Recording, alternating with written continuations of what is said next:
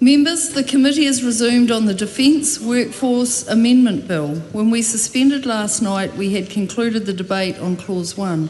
We now come to Clause 2. This is the debate on the commencement of the bill.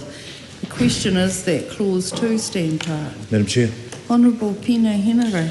Thank you, Madam Chair. And I just have a couple of questions on this particular clause. Last night in the Minister's contribution, she spoke specifically to an instance at this time last year where there was the fear that it would carry over into Christmas, and from what I could see and what I understand is that actually didn't eventuate, and this is one of those stopgap precautionary measures, if you will, to make sure that during that time that there's still an ability for the CDF and even the Minister to play their role to backfill a number of those positions should there be industrial action. So my question to the Minister is, put simply, is that correct? When she's mentioned a specific instance, her words, if I recall correctly, I've got them written down here, was about this time last year. So I'm just curious if that was the case this time last year.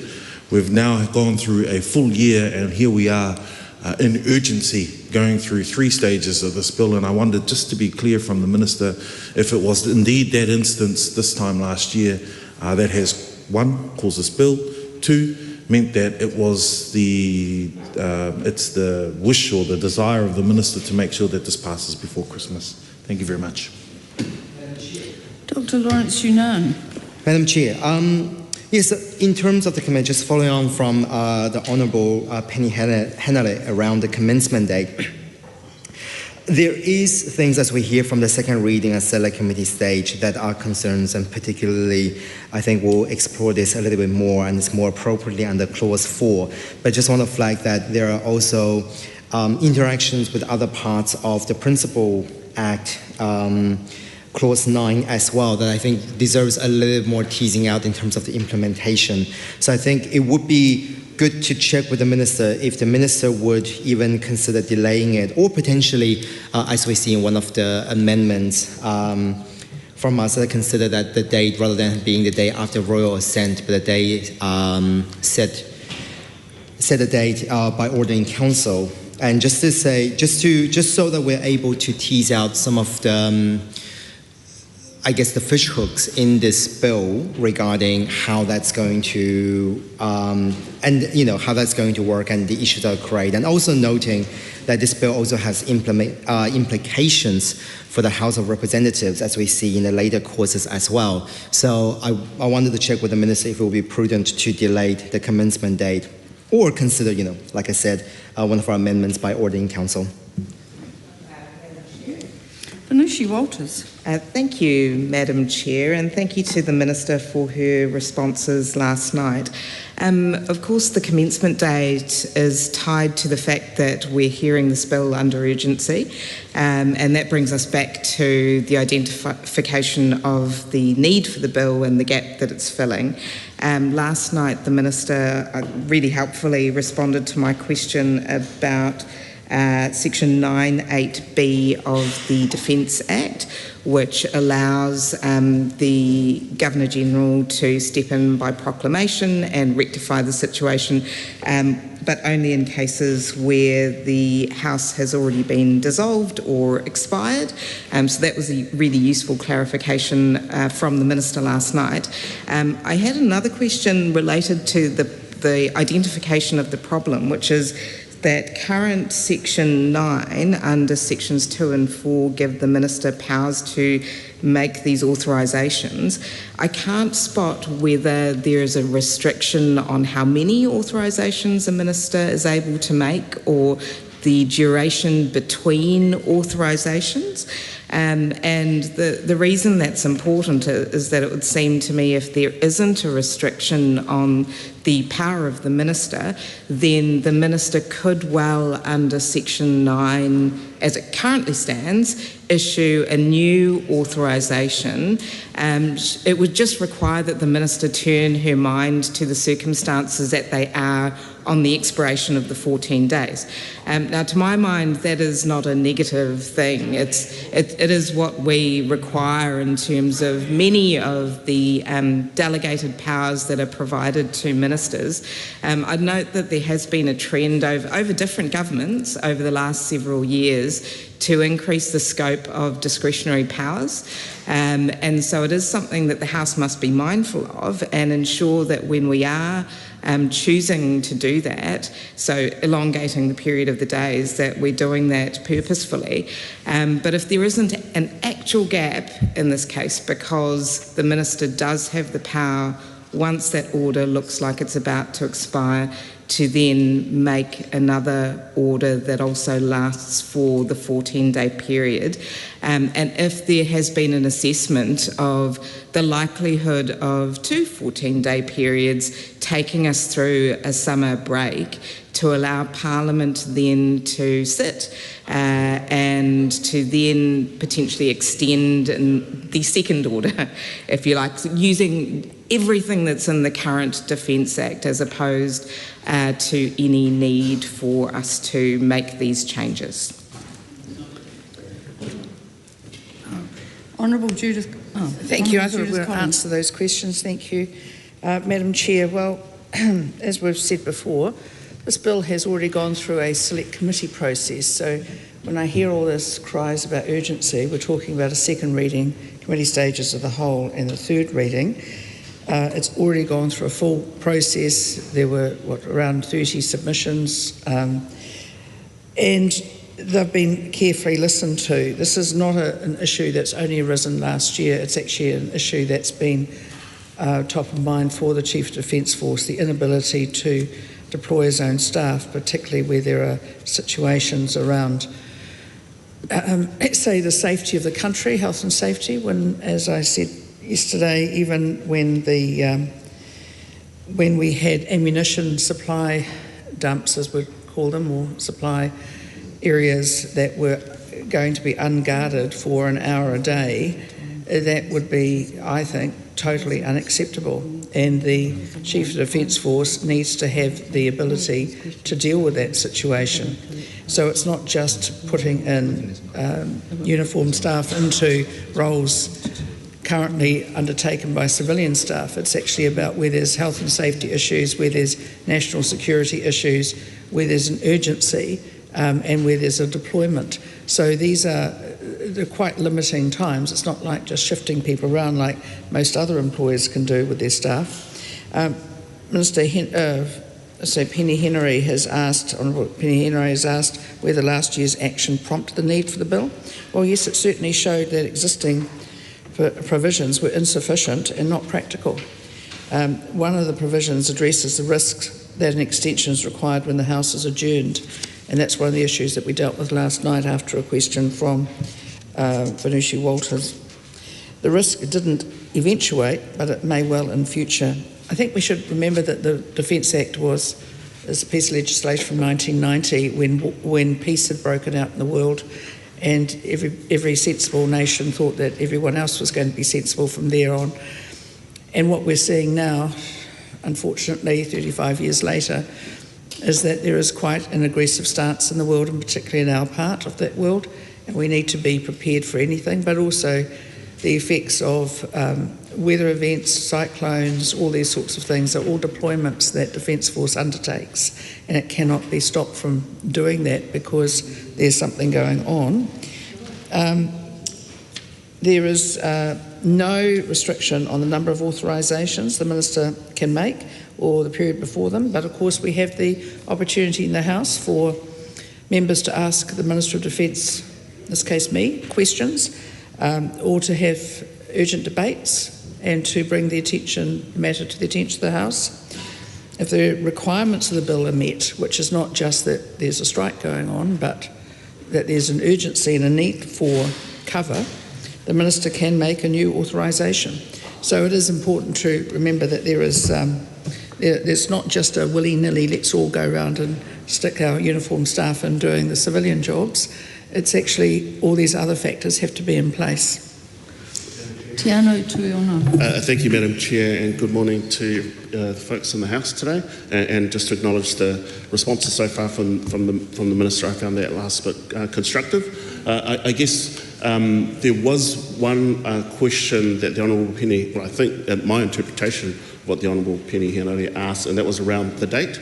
And I do take the point from the Minister that we did have a select committee process. And there were a number of submissions, and we heard that, and that's helped to shape the bill as it is. But we are moving through the last remaining stages through urgency, which, if we weren't moving through urgency, would give us time to pause and reflect, given the gravity of the issues at stake here. And the question that I'm interested in is around that commencement date. There were issues last year in 2024 which have prompted this legislation. And I'm wondering around in terms of speeding this through and not having that ability to reflect on whether we have the best legislation moving through the process is the reason why we're moving it through urgency. Is it the proximity to Christmas? Is it around the certainty? I suspect that it is, but it would be good for the clarity of the House for the Minister to share that with us, just in case I'm under illusions and that's not actually the case.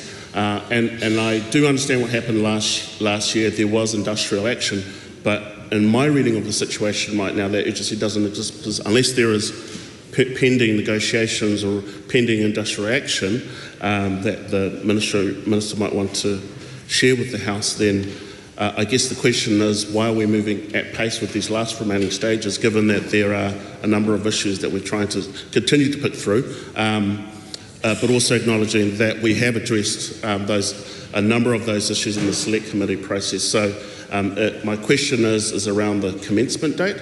Is there scope to move it out so that we can actually really get through more of the detail of what is actually the best way forward for military personnel and civilian personnel, given that we do want these groups of workers to be able to work together in the best way possible, noting that in the departmental report and in the select committee process as well, that was an issue that was raised.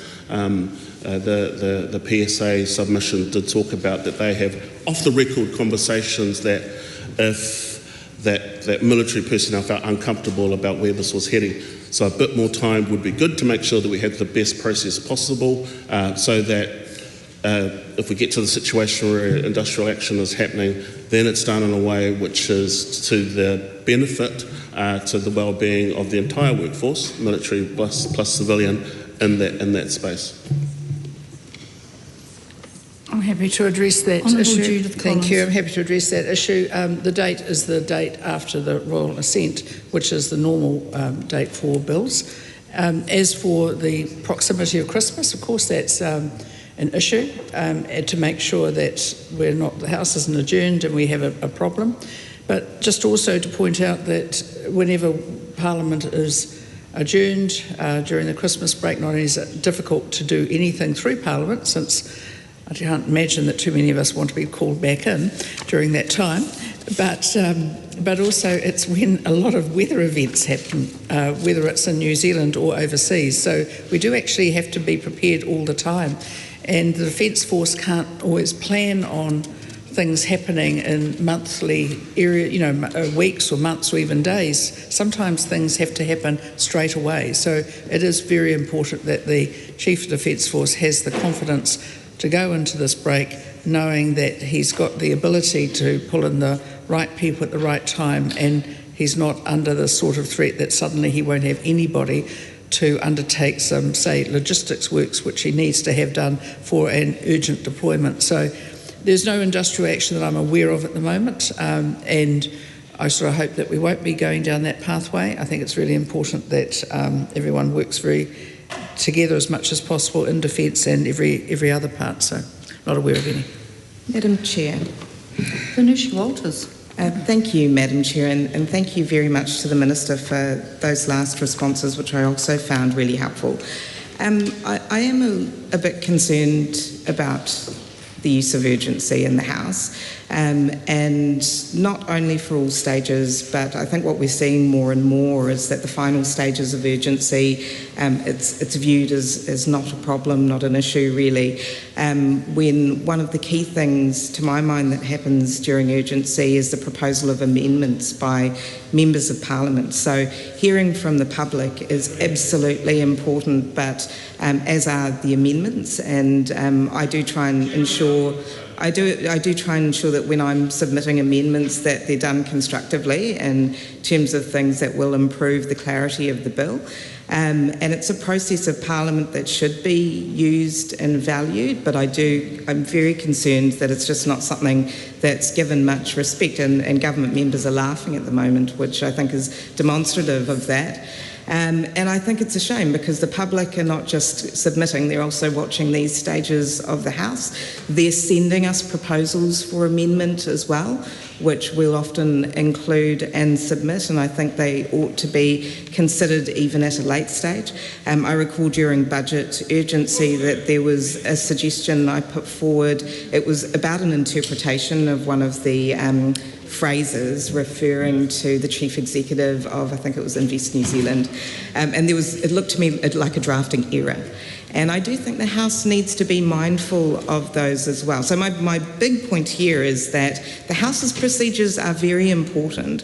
And so although the standing orders only require a reason to be given when urgency is invoked, I think there's a duty of care in terms of the rule of law and democracy that the reasons are genuinely about urgent situations. So one more time I go back to whether there's a gap in the legislation, and I think the point of real clarity was when the Minister spoke to the fact that there is no limit on her ability to give those, make those announcements, make those a new power, a second power if you like, on the expiration of the first.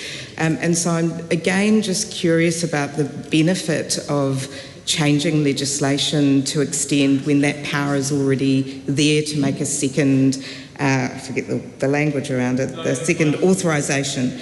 And in my mind, while there might be administrative ease rolled into a decision to do this, it removes some oversight. And I do think, given, there is a balance here in terms of the right to strike and the ability to strike, but also ensuring that we have a defence force who's capable, ready to go, certainly in emergencies, certainly when we need to act quickly. You'll have no dispute from me on that.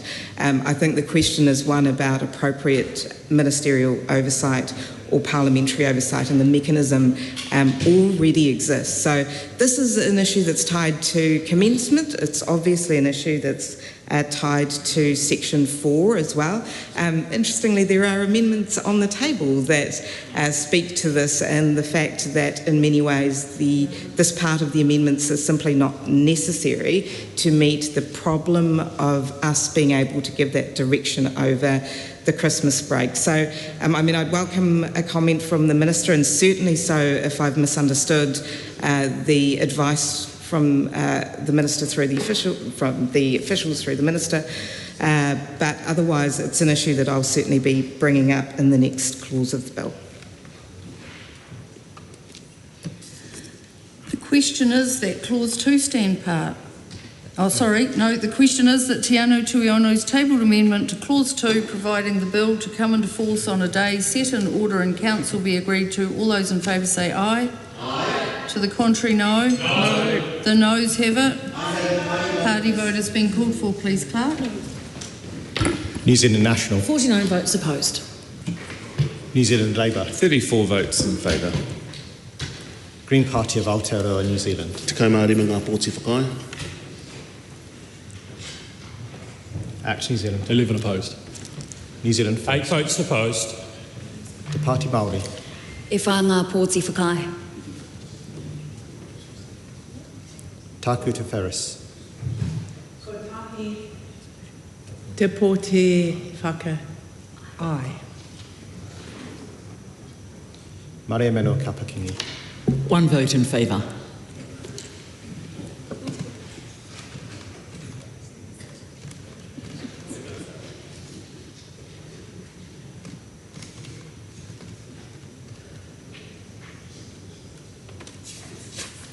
The ayes are 55, the noes are 68. The question is not agreed. The question is that Dr Lawrence Yunan's tabled amendment to Clause 2, providing for the bill to come into force on 1 January 2027 be agreed to. All those in favour say aye. Aye. To the contrary, no. No. The noes have it. Party vote has been called for, please, Clerk. New Zealand National. 49 votes opposed. New Zealand Labour. 34 votes in favour. Green Party of Aotearoa, New Zealand. Te kau Māori mā ngā pōti whakae. Act New Zealand. 11 opposed. New Zealand First. 8 votes opposed. Te Pāti Māori. E whānga pōti whakae. Tāku Te Ferris. Ko tahi te pōti whaka ai. Maria Meno Kapakingi. One vote in favour.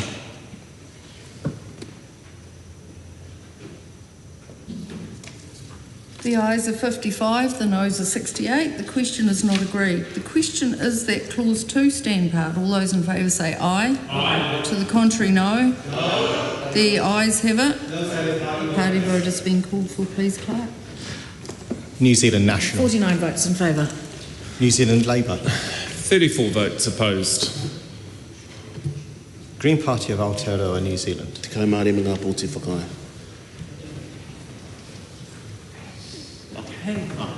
Whakahea, correct. Act New Zealand. 11 in favour. New Zealand First. 8 votes in favour. Te Pāti Māori. E whānga pōti whakahe. Tāku Te Ferris.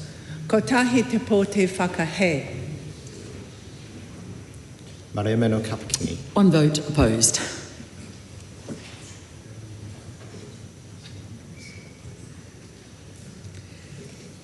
The ayes are 68, the noes are 55. The question is agreed. Members, we now come to Clause 3.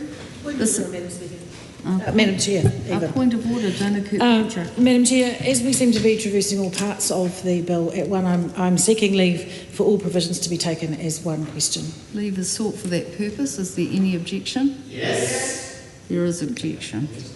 Members, we now come to Clause... We now come to Clause 3. Well, can I just say before we start Clause 3, we were relating those questions to Part 2 back to timing.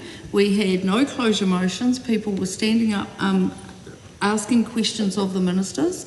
We have now closed on Part 2, but it's easy for some members to have a view on that side about what fits and what doesn't, but I didn't hear any speeches or any closure motions from that side during that debate. Members, we now come to Clause 3. This is the debate on the Principal Act. The question is that Clause 3 stand part. Madam Chair. Good morning. Whoa. Dr. Lawrence Yunan. I did not realise that mic was on. Thank you, Madam Chair. I do have a question for the Minister on the Principal Act. Because what we're seeing here is that the bill only covers adjustments to the Defence Act 1990, which is appropriate. However, as we have heard from the Minister on quite a few instances, that there is broader implications. You know, we talk about health and safety, but also talk about in terms of emergency management. So I know that in terms of the Civil Defence Emergency Management Act 2002, there are clauses specifically pertaining to Defence Force. And also from a health and safety perspective, we've got the Health and Safety at Work Act 2015. And I'll check with the Minister, are there no actual amendments to those two other legislation as well that could be affected by the decision that's being made in this bill? So it is a short question, but I think it's an important question on the relativity of the other bills, of the other acts. Honourable Judith Well, Collins. no, the clause is very clear. The Act amends the Defence Act 1990, and then there's a full stop. That's it. Okay. The question is that Clause 3 stand part. All those in favour say aye. Aye. To the contrary, no. No. The ayes have it. Party vote has been called for, please, Clerk. New Zealand National. 49 votes in favour. New Zealand Labour. 34 votes opposed. Green Party of Aotearoa, New Zealand. Te kaumāori ngā pōti whakahe. Act New Zealand. 11 in favour. New Zealand 8 First. votes in favour. Te Pāti Māori. E whā ngā pōti whakahe. Tākuta Ferris. Ko tahi te pōti whakahe. Maria Meno Kapaki. 1 vote opposed.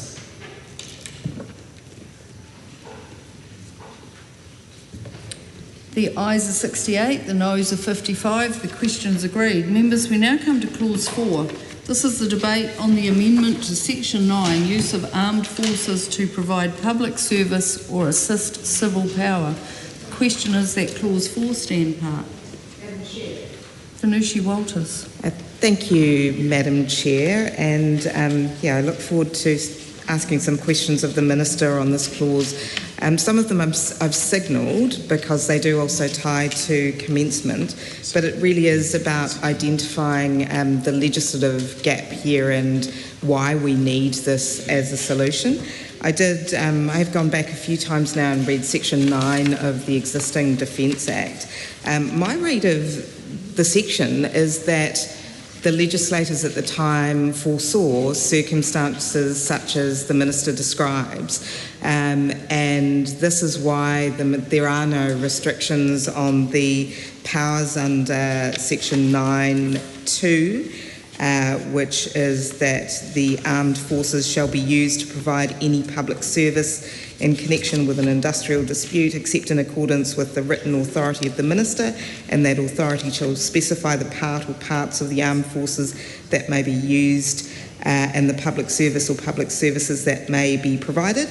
And also importantly, clause 4, where the Prime Minister or if the Prime Minister is not available, the next most senior minister on available information that they're satisfied with from the Commissioner of Police, they may instruct essentially the Defence Force to work with the New Zealand Police in emergency circumstances. So all of us, of course, would want that power to exist. The Defence Forces are different from other parts of our workforce, and they absolutely deserve respect.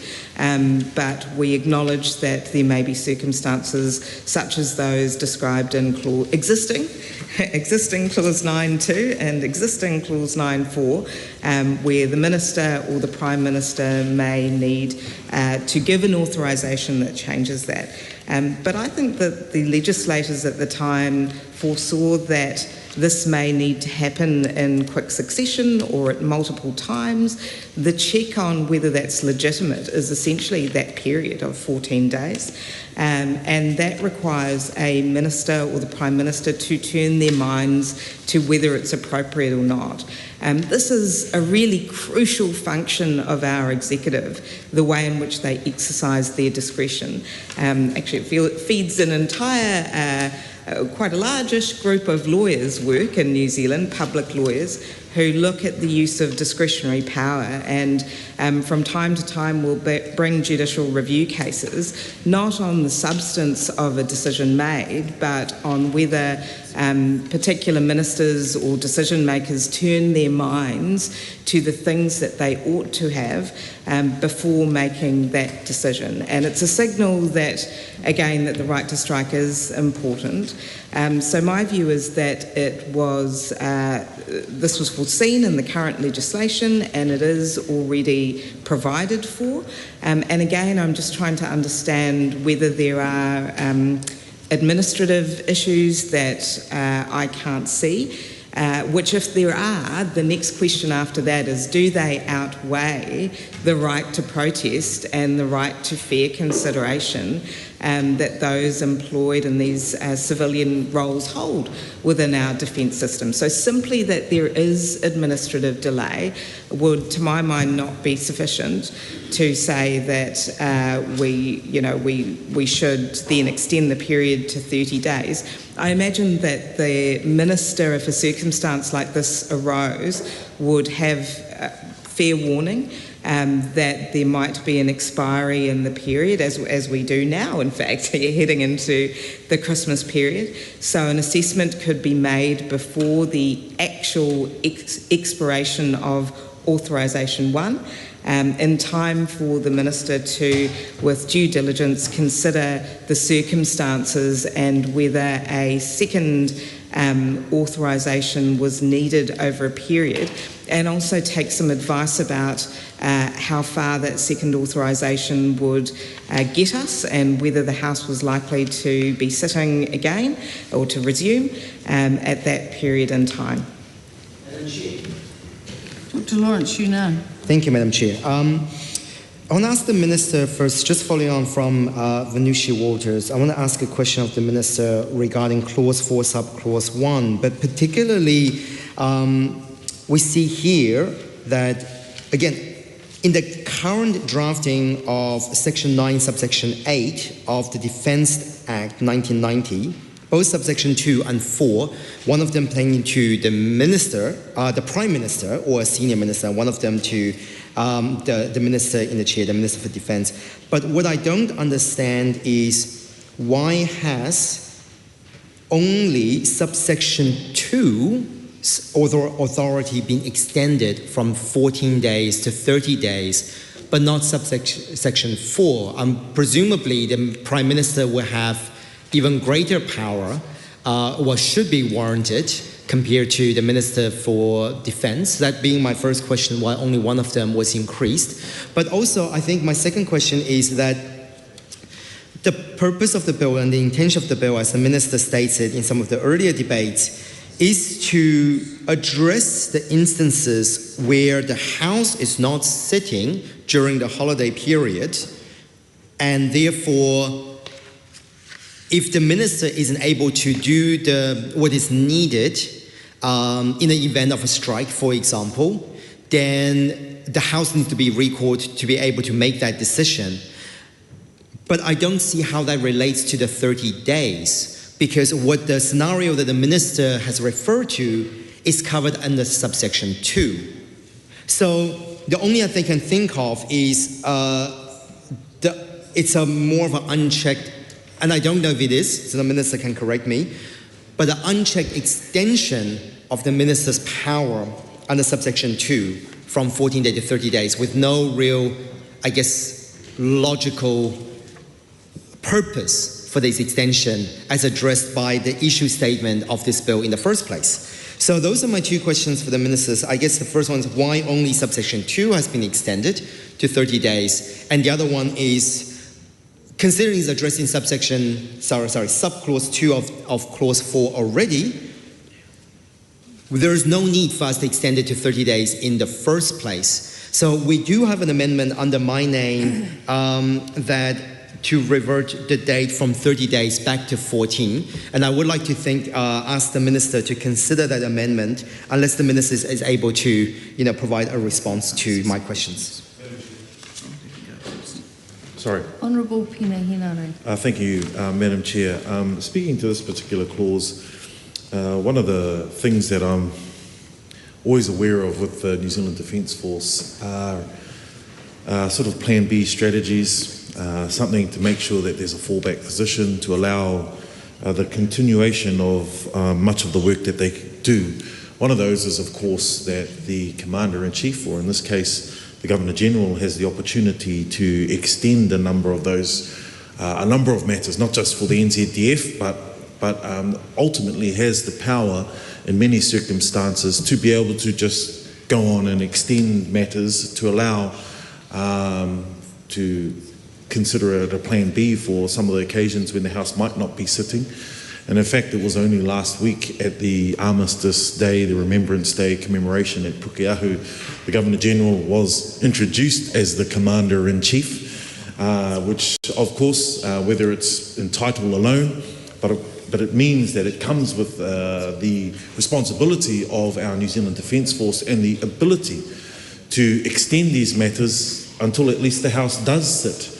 And there are a number of amendments that have been put forward in the name of my colleague Venushi Walters. I have a couple there too with respect to Clause 4, and one of those is that there is no need for the changes that are being proposed by the Minister because of that contingency plan whereby the Commander-in-Chief, in this case the Governor-General, can, in her power, extend these matters anyway until at least the House comes back. Now, the only period where there's 30 days where the House isn't sitting is only through the Christmas period. I've looked through all the sitting calendars over the past few years, and the only other time where it gets quite long is usually around July, where there's a 3-week break, maybe even a 4-week break, but that's not 30 days. That's not 30 days. And I hear from the other side, what about an election? Well, there are still caretaker powers for a government up until the time that a government is actually put into place. I know that. But there are still provisions in the Defence Act that actually, as Dr. Lawrence Yunnan has already pointed out, the Prime Minister can still do that. The Governor-General can still do that. The Governor-General doesn't change the same time as the elections. It doesn't change the same time as the government. There's a reason why continuity happens that way. So there are a number of amendments there that we put forward to the Minister for her consideration. One of those are in my name, where we look towards a middle ground, if you will, from Dr. Lawrence Yunnan, whose amendment proposes going to 14 days, and of course the Minister wants to do 30. I say, why don't we meet in the middle? Why don't we just call it 3 weeks and call it 21 days? That's a good, I think, safe place and safe option, while remembering that we still have these contingency plans or Plan Bs or reserve action plan that has the continuity or has the ability to make sure that there is continuity in these particular matters. The other part too is, to my point in my amendment, and to support the words of my colleague Venushi Walters, actually the amendments that are being proposed, what's being proposed here by the Minister in this particular bill in Clause 4 are just simply not needed. They're just simply not needed. There are enough contingency plans to make sure that there is continuity in these matters. So there's an amendment there in my name that says actually we should just forget what's being proposed here by the Minister and this government in Clause 4 and simply just delete what they're proposing, because it's just not needed. So the questions there are pretty straightforward to the Minister. That is about the Commander-in-Chief and their ability to make sure that there is continuity regardless of whether or not the House is sitting. The other matter is, of course, because it was raised by national backbench MPs about, well, what about if there's an election? Well, I wonder if the Minister has a view on whether or not the government or a government, an executive, still has the provisional powers up until a new government is elected. Of course, on a no surprises basis. And then the other part, Madam Chair, is the question about whether or not the Minister would consider bringing that into a sort of middle ground of 21 days for her consideration. Madam Chair. Judith Collins. Thank you, Madam Chair. So I think there's some good questions in there which I'm happy to answer. Question on why only 9.2 is extended rather than 9.4. Well, Section 9.4 stays the same for the use to support the police during a serious emergency. For example, a terrorism emergency, because we just don't get notice of that stuff normally, so we have to deal with it straight away. And these provisions are for a different purpose and are not amended by this bill, because this bill deals with other situations. Section 9.4, I've actually dealt with that one, sorry. Why are we changing the expiry of an authorisation in relation to public service employees outside the NZDF from 14 to 30 days? That question was pretty much asked. Well, it's a practical and pragmatic change. The 14-day expiry is no longer fit for purpose in the context of present-day industrial action. Since the introduction of the Employment Relations Act 2000, industrial action has become a last resort measure that only occurs when there's been a significant breakdown in negotiations, which can mean a longer strike. Modern industrial action, including practices of work to rule or partial strike, mean that industrial action can now more likely to last longer than 14 days, and so any associated authorisation for military personnel to conduct the work of striking staff is more likely to require an extension. Certainly, I can remember when the military had to be pulled in to run the prisons after strikes, and I don't think too many people would think that letting our most violent offenders free in the prisons or to leave them without getting food or exercise or anything else would be a good idea. So we do need to be aware of that. I consider the 30 days as a reasonable period for which the Minister of Defence may authorise military personnel to conduct the work of public service employees outside of the NZDF. Another question was, could an assessment be made before the need for an authorisation arose to anticipate a recess of Parliament? Well, if the requirements of the bill were not met, an authorisation could not be made. So it's not just, we're coming up to recess, let's all have this provision in place. It's like all these other things have to happen. And it would not be appropriate to grant an authorisation in anticipation if the requirements have not yet been met. And these decisions are not made by the Minister of Defence, either myself, those who've gone before, or those who will in the future come after me, based on a gut feel or a reckon. They're taken on very strict legal advice, and they're done actually at the request of the Chief of Defence Force. There has been some suggestion that the government is pushing this through. This bill is not something that it's not on our mandate, it's not something that we campaigned on. The reason is the issue has arisen at the request of the Chief of Defence Force. It's the Chief of Defence Force, the actual operational person in charge of everything, the Defence Force, who needs to have this done. It's not some will of mine to go around making up some authorisations or anything. It's the fact that, and no Minister of Defence wants to have to do it, it's the fact it's an actual need that's been found to be there, and it's being addressed. As for bringing in the Governor-General to make rulings on all this, I think it's always best to actually try and not politicise the Governor-General or her role. I think it's incredibly important that Governors-General are able to undertake their constitutional roles without us trying to put them in a difficult position and politicise them. Tiana Tuiono. Thank you, Madam Chair, and thank you to the Minister for those responses, which were, I found, very illuminating, particularly the point around partial strikes.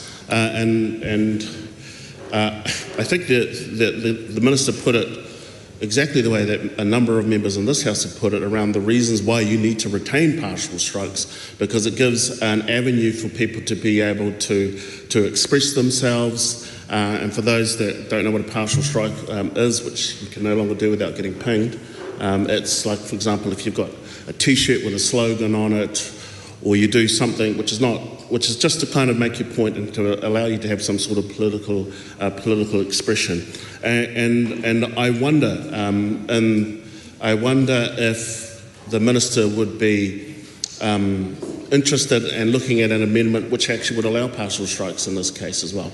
And I ask that because we have a particular unique situation with the workforce in the defence, in the defence sector as well, where you have military personnel and you have civilian personnel. And if you're a military personnel, well, then you sign up for that, you take your orders and you go through, and there's a hierarchy. But there's certain things that you can't do if you're a military personnel. You can't go on strike, you can't do partial strikes, you can't do those sorts of things, because that's what you sign up for. But working alongside them is 3,000 civilian workers. Amongst those, last numbers I heard, there was 1,000 of them that are unionised, so it's around about 3,000. Maybe it's decreasing because they're jumping on a plane and going over to Australia, which seems to be a lot of people. But I think there's a good argument here, and I think that the Minister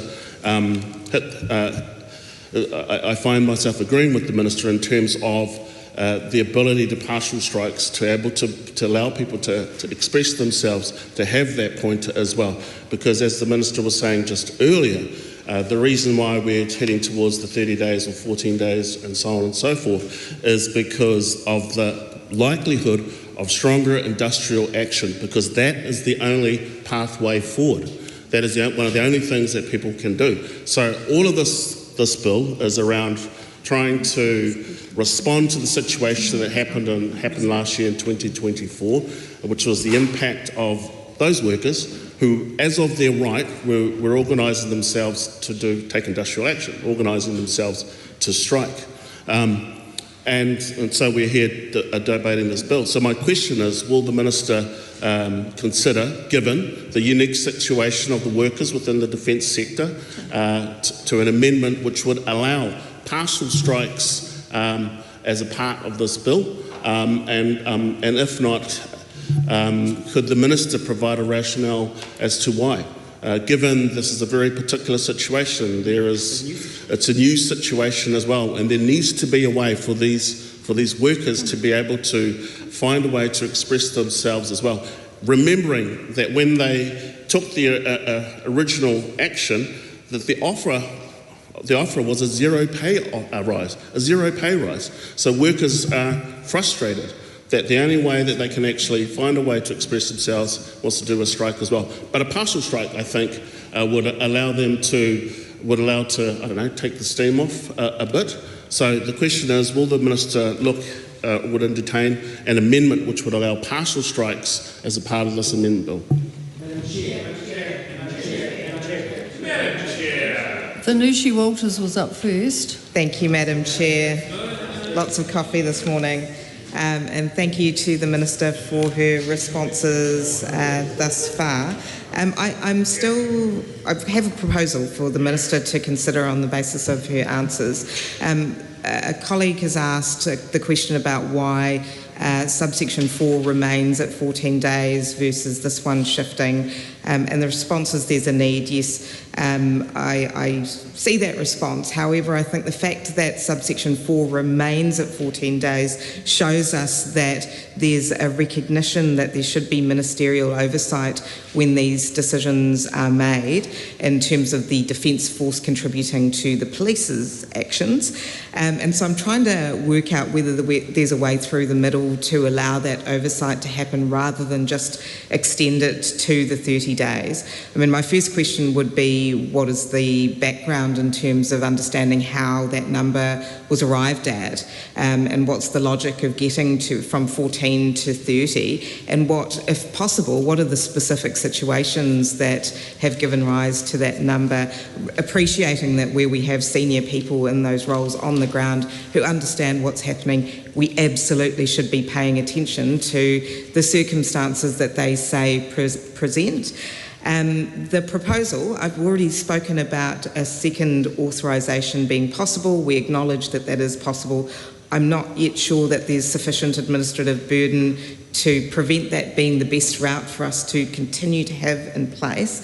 However, is there a way in which that we could write into the Defence Act the ability of the Minister to approve the continuation of a first authorisation on the Minister's affirmation that the circumstances continue to exist where such authorisation is appropriate? I'm just saying that to have eyes across an ongoing situation is important. We've acknowledged that in subsection 4, and there's a middle ground which potentially could minimise some of the administrative burden of requiring a second authorisation to be prepared and legal advice to be provided on that, and truly robust scrutiny to be given, but some level of oversight from the Minister could be written into the statute, and that seems like something that's worth considering.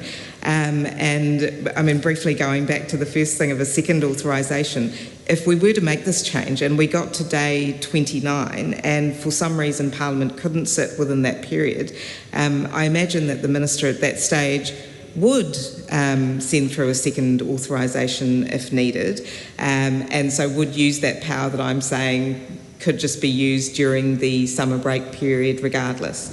My second question was just taking further a point that the Honourable Penny Henare raised about caretaker powers. So my read of current section 9(8)(b) is that precludes the ability of the Minister of Defence in a caretaker government post-election to be able to use the powers of authorisation.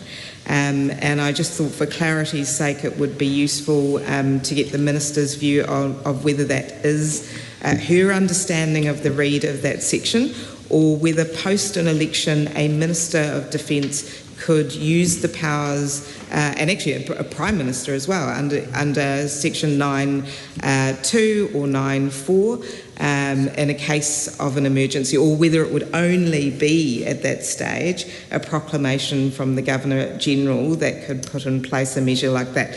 The reason I'm interested is I think that our Parliament is a very different place in MMP world, and right now in the Justice Select Committee we're wrangling the difficult question of a rising number of specials and keeping within the period of the writ.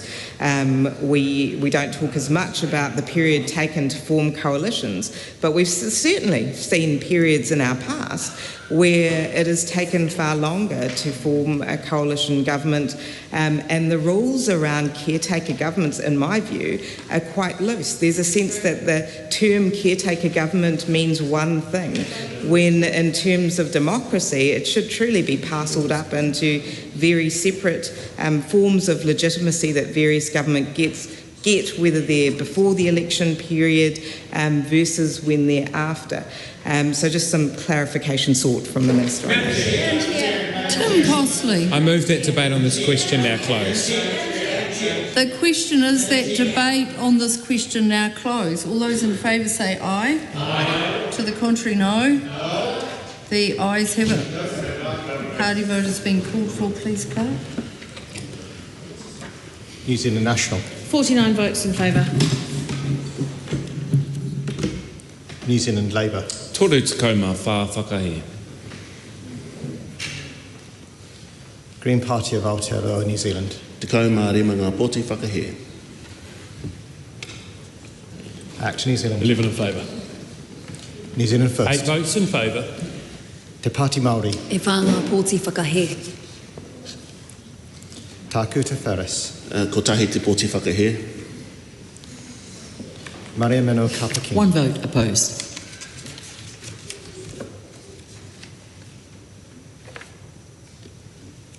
The ayes are 68, the noes are 55. The question is agreed.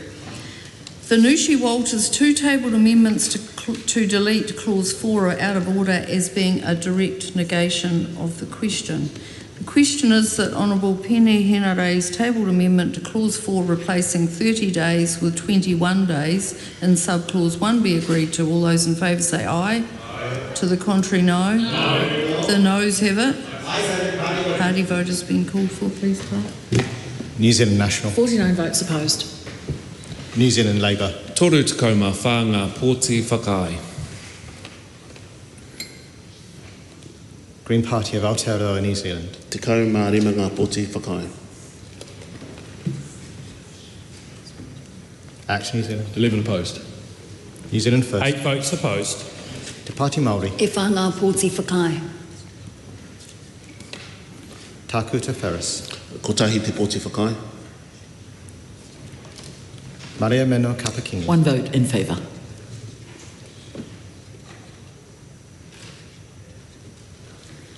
The ayes are 55, the noes are 68. The question is not agreed. The question is that Dr Lawrence Yunan's tabled amendment to Clause 4 replacing 30 days with 14 days in Subclause 1 be agreed to. All those in favour say aye. To the contrary, no. No. The noes have it. Party vote has been called for, please. New Zealand National. 49 opposed. New Zealand Labour. Toru te kaumā whā ngā pōti whakae. Green Party of Aotearoa, New Zealand. Te kaumā rima ngā pōti whakae. Act New Zealand. 11 opposed. New Zealand First. 8 votes opposed. Te Pāti Māori. E whanga pōti whakae. Tāku te Ferris. Ko tahi te pōti whakae. Maria Meno Kapaki. 1 vote in favour.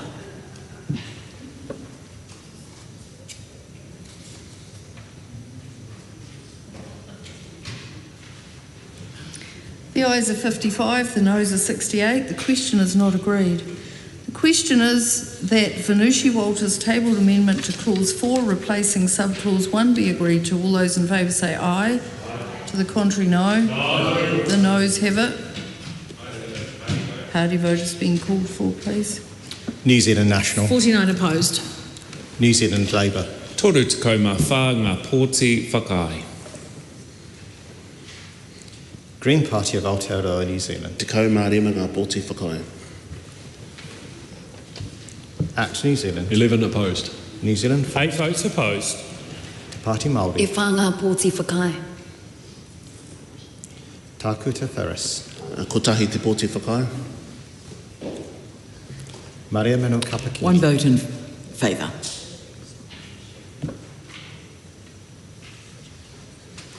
The ayes are 55, the noes are 68. The question is not agreed. The question is that Honourable Pene Henare's tabled amendment to delete sub-clause 2 of clause 4 be agreed to. All those in favour say aye. Aye. To the contrary, no. No. The noes have it.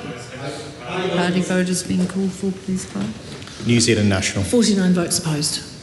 New Zealand Labour. 34 votes in favour. Green Party of Aotearoa, New Zealand. Te Kau Mā Rema ngā pōti whakae. Act New Zealand. 11 opposed. New Zealand 8 First. votes opposed. Te Party Māori. E whā ngā pōti whakae. Tākuta Ferris. Kotahi te pōti whakae. Maria Meno Kapaki. One vote in favour.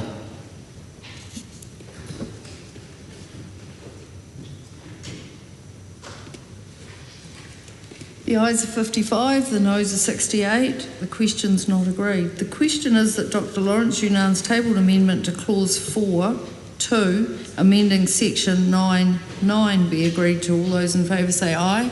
Aye. To the contrary, no. No. The noes have it. Party vote has been called for, please, Clerk. New Zealand National. 49 votes opposed. New Zealand Labour. Toru Te Mau Whā ngā pōti whakae. Green Party of Aotearoa, New Te Zealand. Kau Mā Rema ngā pōti whakae. Act New Zealand. 11 opposed. New Zealand 8 First. votes opposed. Te Party Māori. E whā ngā pōti whakae. Tākuta Ferris. Kotahi te pōti whakae. Maria Meno Kapaki. One vote in favour.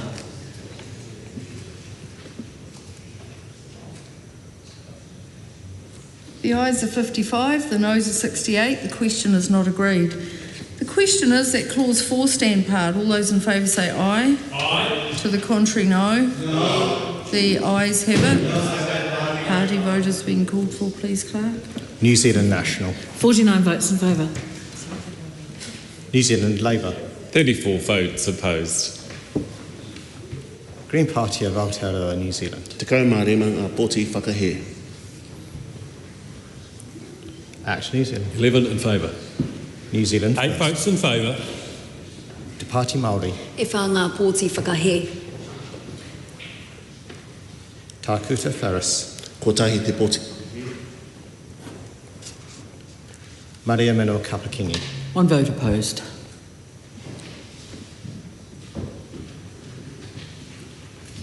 The ayes are 68, the noes are 55. The question is agreed. We now come to clause 5, the debate on new section 9A, use of armed forces to perform work of civil staff. The question is that clause 5 stand part. Madam Chair. Honourable Pene Henare. Thank you, Madam Chair, and I appreciate the enthusiasm of my colleagues because this is an important matter, and we'll see just by the nature of the way the bill is that this is quite a chunky part of much of the reason why we can't support this bill, Madam Speaker. The proposals here and much of the context and the speeches that have been given to date have talked about the threat to national security, the need to uphold national security, matters around health and safety, and those are all things that I think everybody in this House will agree to. And that's the reason for the amendment tabled in my name, Madam Chair, that looks towards proposing tightening up this area. This is where I believe the greatest grey area section is. What we're asking is that the Minister make it very clear in my amendment that we be far more explicit in the description of what it is those roles are. We know what they are. In fact, a number of speeches in this House have already spoken to whether it's the protection of ammunition depots or dumps, whether or not it's the ability to make sure a ship or a vessel can go out to sea, etc. So from what I take and what I glean from that is that the New Zealand Defence Force knows exactly what those roles are. So let's make sure it's clear that there are no grey areas. And what I'm proposing in my amendment, tabled in my name, Madam Chair, is that in Clause 5, new Section 9A, insert new subsection 3A following subsection 3A, any authorisation granted under Section 9A must comply with the following limitations. Very key word there, limitations. Armed Forces personnel may only perform functions that are A, essential to maintain the security of defence installations and restricted areas. That makes sense to me. It's already been mentioned several times throughout the course of this bill. B, necessary for the maintenance and safety of weapons, munitions and explosive stores. Another one that has been well traversed during the speeches in this House. C, required for aircraft and naval vessel safety checks, essential for operational readiness. It answers the question about making sure whether or not we're still able to deploy. And D, urgently required to prevent imminent harm to health or safety. Health and safety is, of course, one of those important issues that I know this side of the House takes very seriously. So let's put those into scope here. Let's allow the Defence Force, under very clear legislation, understand exactly what it is and the parameters with which they can use these powers. And of course, the other part, the flip side to that, Mr. Chair, is that the Armed Forces personnel, and this is where I think this is another one of those grey areas that my good colleague Tiano Tuiono has raised on a number of occasions, is then where else could they be used? And what I'm proposing in my amendment is that Armed Forces personnel must not perform, and I'll be very clear, must not perform A, routine administrative, clerical or non-critical maintenance duties, or B, work unrelated to national security or immediate health and safety. Those are pretty straightforward. That clears up the grey areas that many of us have with respect to this particular clause, Mr. Chair, to make sure that the scope of this bill actually allows the NZDF personnel to do exactly what it is that is required of them without some kind of loose terminology that says it is in the national interest. Well, this one sets it out a little bit more, makes it clearer, at least from the reckons on this side of the House. And I wonder if the Minister, and that's the first question to the Minister, I put to the Minister, if she will consider any parts of that amendment that allow us to remove those grey areas. And also the other important side of it is to make sure that NZDF personnel aren't simply being used for the sake of being used to backfill positions which aren't of national security interests or health and safety matters. And that will help a big issue that the unions raised when they brought matters not only to the Labour Party and the Green Party, but also in parts of their submission, where this kind of carte blanche opportunity to use NZDF personnel anywhere and everywhere where it sees fit can be removed by this simple amendment that I'm offering to this government in a way to make sure that this bill is sharper and actually gets to the heart of what it is we're trying to achieve here. Mr. Chair. The Honourable Judith Collins. Mr. Chair, thank you. It is a pretty simple amendment from the member. The point is, though, that it's a very prescriptive approach which leaves very clear gaps. For example, there would be no basis to backfill roles to secure the security of sensitive information or equipment, nor to ensure essential military training with partners can continue. Exclusion of administrative roles would leave a gap. These are not, I don't like that term, just administrative roles. They're actually very important roles. There could be a circumstance where those roles are actually critical to a core defence output. That's why the bill's requirements are around the impact of the industrial action, not the specific roles that are in or out. It would be unworkable to apply the member's amendments in practice. I would also say to the member, think back to COVID times. Was the work of the Defence Force then, our uniformed personnel, then all within accordance with what he's saying? And the answer would have to be no. I've heard speeches from the opposition saying the Defence Force do not sign up to these jobs. They didn't sign up for security guard duty either. They didn't sign up to having to front every day the COVID discussions, or let's say sermons from the pulpit. They didn't sign up to that either, particularly when they didn't actually have the power to do the things they should have been able to do, instead giving that to the MB staff. So I think it's really important that we understand we don't always know what's going to happen, And that's why there's very specific about the effects of the industrial action, not the actual who's taking industrial action. The other thing is too, it does need to be in accordance with the rules under this amendment, and they are very strict rules. There's no other employer in the country that I can think of that has to get come to Parliament to say why they have to shift staff from one job to another. It's really only the Chief of Defence Force. This is not for the benefit of the government. This is actually for the benefit of the Defence Force and the Chief of Defence Force, who has the authority over, thousands of people, but also it's not just that, it's the requirement to do what is needed for the country. It's not for the government, it's for the country. And I'm sure that people, when they think about this a bit more, administrative roles are not just administrative. They are important. Otherwise, they would not be there. We don't have surplus funding to fund roles as just something. They are important. And that's why the Chief of Defence Force needs to be able to backfill those if needed in certain circumstances. Not every day, not anything else, has to come cap in hand basically to the Minister, who in this case is me, and say this is why I need it, with legal advice, with the reasons for it, because it is a big step to take these steps. It's a big thing to do, and we don't do it just because we feel like it. Also, just dealing with the fact this preserves the right to strike. It is very clear there is the right to strike. There's a right to partial strikes, but the Chief of Defence Force has to also, in certain circumstances, have the power to backfill where that's necessary, because otherwise we end up with people not... The health and safety issues, obviously, paramount. Safety, security of the nation, paramount. The Chief of Defence Force needs to be able to do his, or in the future, her job. It is really important that they not be tied by the fact that this Parliament now wants to debate partial strikes. It's nothing to do with partial strikes. It's actually about giving the Chief of Defence Force the power to do his job. Ricardo Menendez-March. Thank you, Mr. Chair. So I just got a question in relationship to the new Clause 9A and particularly 2.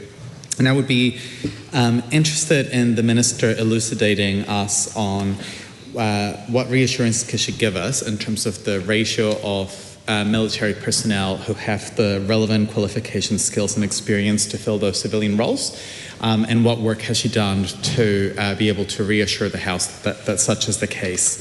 I think this is important because even though I see the language in the clause in relationship to the work needing to be done to not prejudice national security or the ability or readiness for both of the armed forces to perform specific operational activities, and that it is necessary for reasons of health and safety, there doesn't seem to be a provision around also having those relevant skills, qualifications and experience for those roles.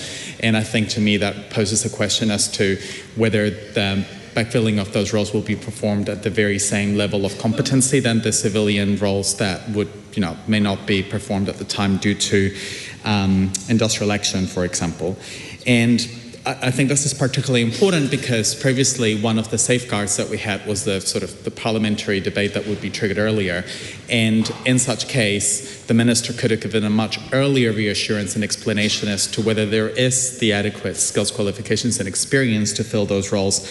But with the diminishing of those safeguards, now it becomes even less clear to parliamentarians if we're going to be able to get those answers now that a debate wouldn't be happening. So going back to my question, I'm keen to seek the Minister's elucidation as to whether she sought advice as to the range of those skills, qualifications and experience, and if so, maybe to what extent did she get details in relationship to that, and if she got information that shows that perhaps there is a gap between those and the military personnel and the civilian personnel.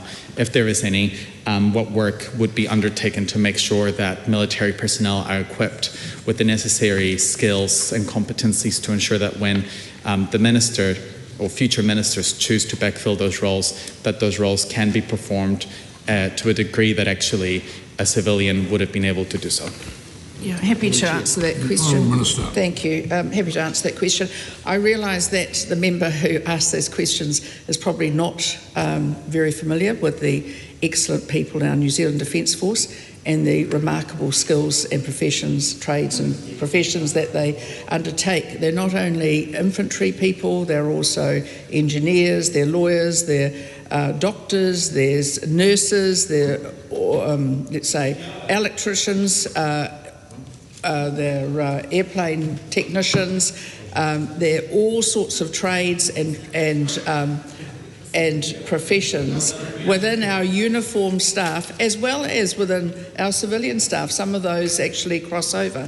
Sometimes they are, I mean, even if you see in some instances, for instance, if you're on a Navy ship, you'll find that the galley, the galley is actually, it's crewed by uniformed staff. You know, they're the chefs and the waiters and everything else. They're the stewards. But you go into an army camp, you might find that they're civilian staff. It depends where they are and what they're doing, and are they deployed, because it's the uniformed staff who are deployed, which means actually leaving their families and being able to, you know, go and live on a ship or go and live in some tent somewhere or whatever. So they are extremely highly trained. I would say there is a reason that Defence Force staff normally have no difficulties when they're actually sick of being deployed, or their families more likely are sick of them being deployed and they want to go into the civilian roles, because they are highly employable and they are trained to think on their feet, to be able to not only understand and take orders, but also to think about them and to question if necessary. So you're dealing with people who are highly trained. They would only conduct the work of civil staff if they had the suitable skills for the roles. And the fact is a lot of those you'll see in many parts of the Defence Force, there are both civilian and uniformed staff there. So even in the public relations part of it, there's both. There's like all sorts of things, there's roles, both. But it's all about what is necessary at that time, and safety will always be a paramount consideration. There would be nothing that I can think of in the Defence Force around the safety, health and safety part, or health or safety generally, that doesn't have uniformed staff already working in there. So, you know, I think I'm pleased to be able to give the member a little rendition about some of the excellent training. And, you know, might I just say, it's another way of saying to our young people out there, come and join the New Zealand Defence Force. If I can use this as a recruiting measure, I'm going to do so, because they come out very happy, very well trained, very fit and very ready for action. Mr. Chair. Honourable Ginny Anderson. Thank you very much, Mr. Chair. I have a question for the Minister in relation to Section 9A, the use of armed forces to perform civil staff. In particular, I'm quite interested to understand how this addresses some of the workforce issues that we have in defence. And I'll admit my familiarity in this space does stem from experience in police, where there's previously been a freeze on non-sworn staff and those roles, even a sinking lid in the past, and what that has resulted in is uniformed staff coming in to fill those civilian roles, and that has a range of complexities. So what I'm interested to understand from the Minister is how this change under 9A addresses some of those systemic workforce issues, and in particular the ability to not only attract but to retain those specialist roles that we want to make sure that we have in place, and to fix some of those basics, such as making sure that those specialist roles are paid fairly, that they're not overworked, and they're given the resources to do jobs safely and professionally, because it's some of those pressures within the workforce that effectively make it really difficult for those people who continue to work in those roles. So what I'm interested to know is that if we have uniformed staff taking up those roles that have been in the past civilian roles. What impact does that have on the workforce? Does that increase the stress on those staff? Are they taking up roles that they are potentially, are they trained for them? Are they prepared to do that work? Are they having to do more than their fair share as a result of freezing uptake of civilian roles in that space? My other concern that I'm interested to hear from the Minister is that we've heard some commentary in the public that when you have a situation where you've got uniformed staff being brought in to fill when civilian are taking some kind of industrial action, how does that work for the general, I guess, cohesiveness of a workforce?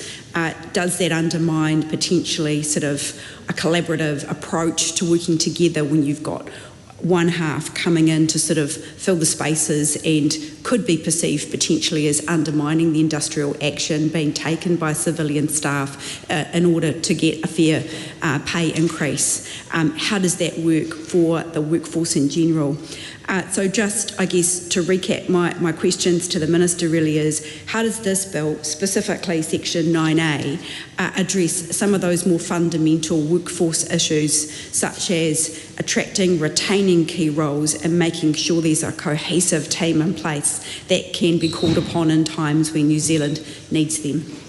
Mr Chair. Venusi Walters. Thank you, Mr Chair, and thank you to the Minister for her ongoing engagement. I want to speak to some of my tabled amendments to this part of the bill, and I actually have to start with an apology, because reading back through them, I note that I've submitted two identical proposals, which I'm going to, would not intentional at all, but I'm going to put that down to the House being an urgency and attempting to get my head across a number of different bills. Staff will pick that up. So just flagging that, but I would start at the amendment that was submitted at 7:10:05 p.m. So this is amending Clause 5 to amend new Section 9A and insert a new clause, 9A2C, which would say, and consideration has been given to the impact of granting an authority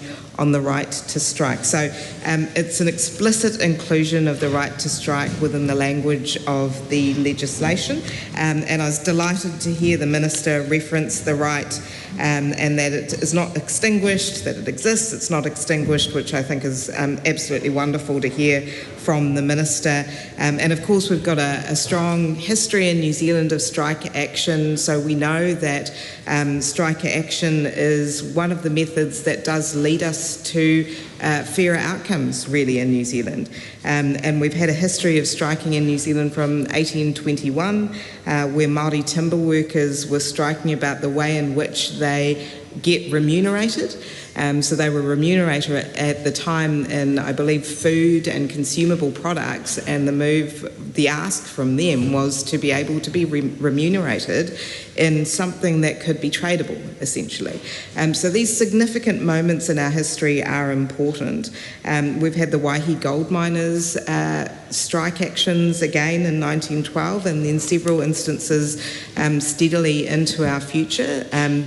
The right does need to be protected in New Zealand law. It obviously exists in international law, in the International Convention on Economic, Social and Cultural Rights.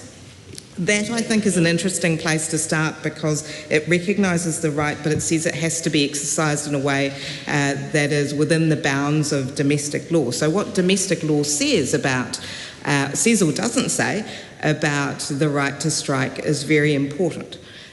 Earlier I spoke about judicial reviews and the use of discretionary power and the challenge on what a minister must turn their mind to when exercising their discretion. And this is why my view is that if you had this phrase within subsection 2C of the legislation, it's a clear directive to the minister that must be specifically taken into account before an authorisation could be made. So I'm hopeful that the Minister, having acknowledged the importance of the right and that it isn't extinguished, agrees with me that that direction is a useful one. I then go to the tabled amendment submitted at 7:10:06 p.m. This is the one that's replicated, so the next one is 1 minute later. This one proposes to amend Clause 5 to amend new Section 9A2A and insert the words before the expiry of the authority made under Section 9.8, between the words the work needs to be performed and in order to avoid prejudicing. So the intent behind this proposed amendment is to indicate that there's a certain amount of urgency to the work that needs to be done, which is partially, again, it's a request for the Minister to turn their mind toward the urgency of the work that needs to be done so that there can't be a pause until striking workers come back into those roles. And my view again is where we're expanding any discretionary power, if there is a useful option to provide some legislative guidance, as there is in this case, then I think that that is useful for the Minister to bear in mind and decide whether it's appropriate for us to include it. I do have other amendments that I'm interested in speaking to if the Chair is so willing. So I will be seeking another call, but the first one is the amendment filed at 7:10:08 p.m, the next one, and that amends Clause 5. Mr Chair? Finish your Walters. Thank you, Mr Chair. That amends Clause 5 to amend new Section 9A2B to add after health the following phrase, where regard has first been given to whether other measures can be put into place in the short term to avoid the need for the granting of the authority. So I'm just going to go to 9A2B.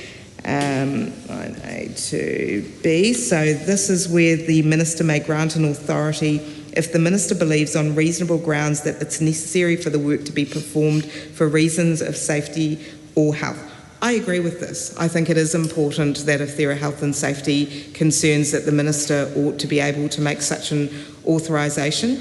However, I've managed health and safety processes before when I was the manager of youth law at Aotearoa, and whenever I'd create those risk registers, one of the things I examined was the various options that I could put in place to manage said circumstance. It was almost never one thing. There were always multiple potential things that could have been done, and so again the question here is whether a directive to look at other options, for example if there was an area that was being managed by a staff member who was on strike, whether you could minimise access to that area because a health and safety issue had arisen in that area. And I'm sure discretion could be used. The question is legislative guidance useful, again, to anchor ourselves in the importance of the right to strike.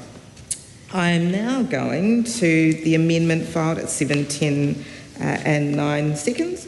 This one is an amendment to Clause 5 to add a new Clause 9A3C, which I'm going to. So that would be to read, the capacity and capability risks identified in other parts of the Defence Force as a result of an authority being made and how the risk is being managed. So 9A3C. This is in relation to where the authority has to be specified in writing and the things that it must specify.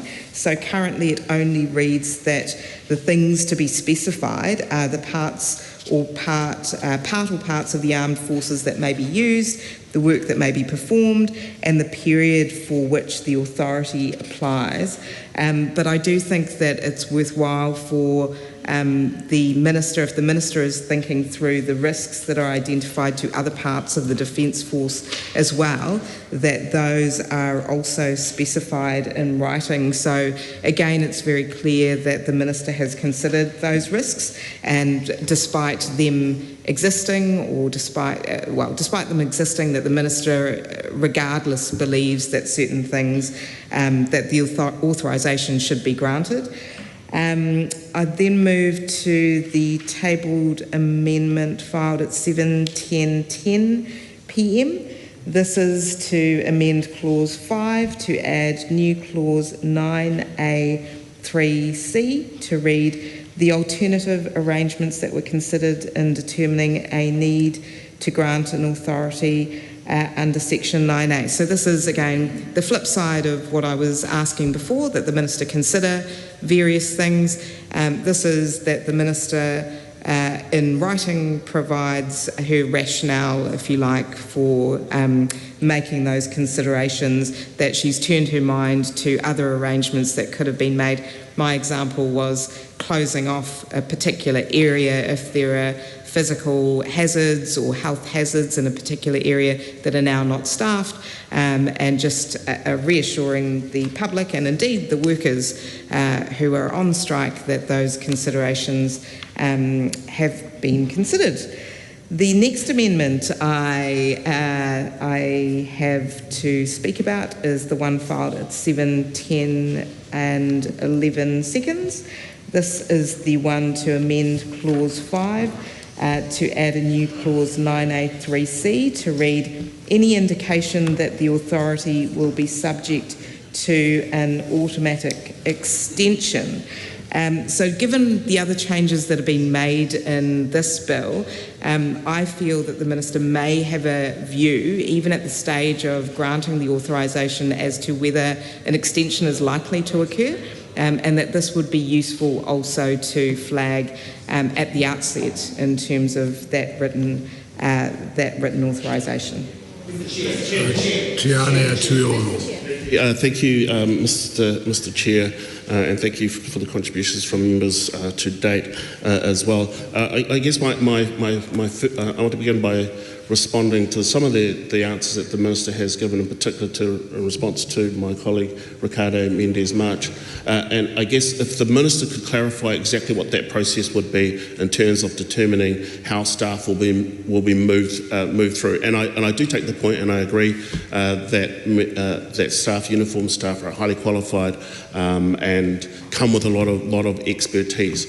But sometimes those expertise and sometimes those specialists, they aren't in large numbers. They could be only a short number or a small number of people. So what is the process in order of identifying when there is gaps because of an industrial dispute to move people from one particular spot to another? How is that identified? And also what happens if you don't have qualified or staff at that particular skill level available at that time. And so I think we want to get to a situation where we're not number 8 worrying ourselves through particular processes, and I do take the points that people made about COVID as well. So if I could get some clarity for the Minister on that would be appreciated, and also the point that the Minister made around encouraging people to join the Defence Force as well. I hope that also comes with good paying conditions, that comes with suitable housing stock, because I have heard from uniformed personnel who have talked about some of the issues around some of the housing stock. So that would be my plea to the Minister, and hopefully that's being sorted out. Tim Costley might want to take a call at some particular stage instead of yelling out across the chamber. So, Mr. Chair, if that could be clarified, that would be good. And on that, if I could draw the Minister's attention to my amendment paper number 442, and this deals with 9A, the use of armed forces to perform work of civilian staff. And in my proposed amendment, I propose that Clause 5, new Section 9A, and Clause 5, new Section 9A, paragraphs 1, after Minister, page 2, line 14, insert and following clause, following consultation with any union involved in the industrial dispute. And I know that side is allergic to the unions, but we've got ourselves in a particular situation here where where last year the union took some action, and now we're here debating this bill as well. So I think my amendment would go some way to providing an avenue for those discussions to happen as well, noting the different nature of the defence sector as well. We've got uniformed staff, we've got civilian staff, civilian personnel and military personnel working together, having a way for the union, the representatives for those workers to be able to have a say and to have a talk, to communicate with the Minister, I think would be a good way to alleviate the situation in the workplace. Noting that in the submissions they did talk about how this could create awkwardness, uncomfortableness within the workplace. We want to avoid that. This House should try to strive to do everything to avoid that as well. And I did make the earlier point about partial strikes. Partial strikes, having the ability to be able to do partial strikes, the ability for civilian staff to be able to use that as an avenue to highlight the industrial disputes, I think would also go some way to sorting out those issues as well.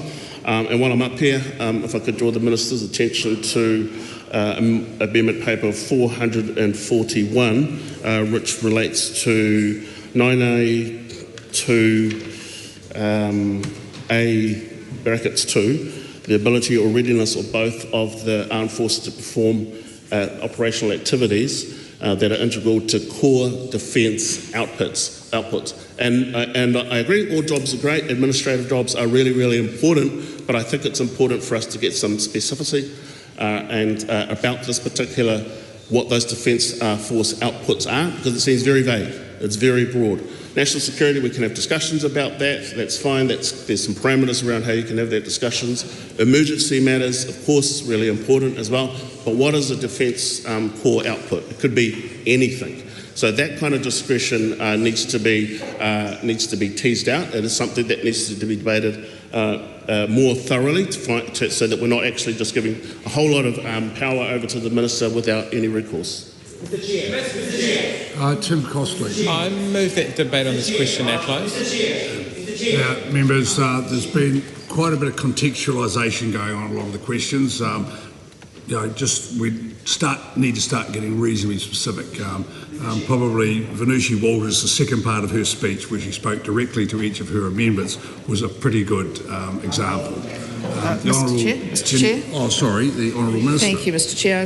I'll take some of the questions in sort of no particular order, rather random really order, and I'm going to add some of them together and try and come up with some responses that are acceptable to the opposition and to Parliament. First off, it is not my role as the Minister of Defence to decide where staff are shifted, what roles they do or anything like that. That's the Chief of Defence Force. That's why he's in that job, not me. And it's very important for ministers not to be involved in that. Otherwise, we could be accused of trying to give preference to one person over another. That would be a very bad thing to happen, and this is not acceptable in a democratic society. The bill very clearly maintains the right to strike. There is no attempt to affect the right to strike.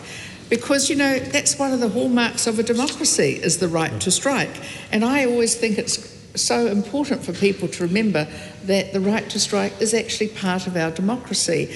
And it doesn't mean, though, that an employer has to sit back and do absolutely nothing.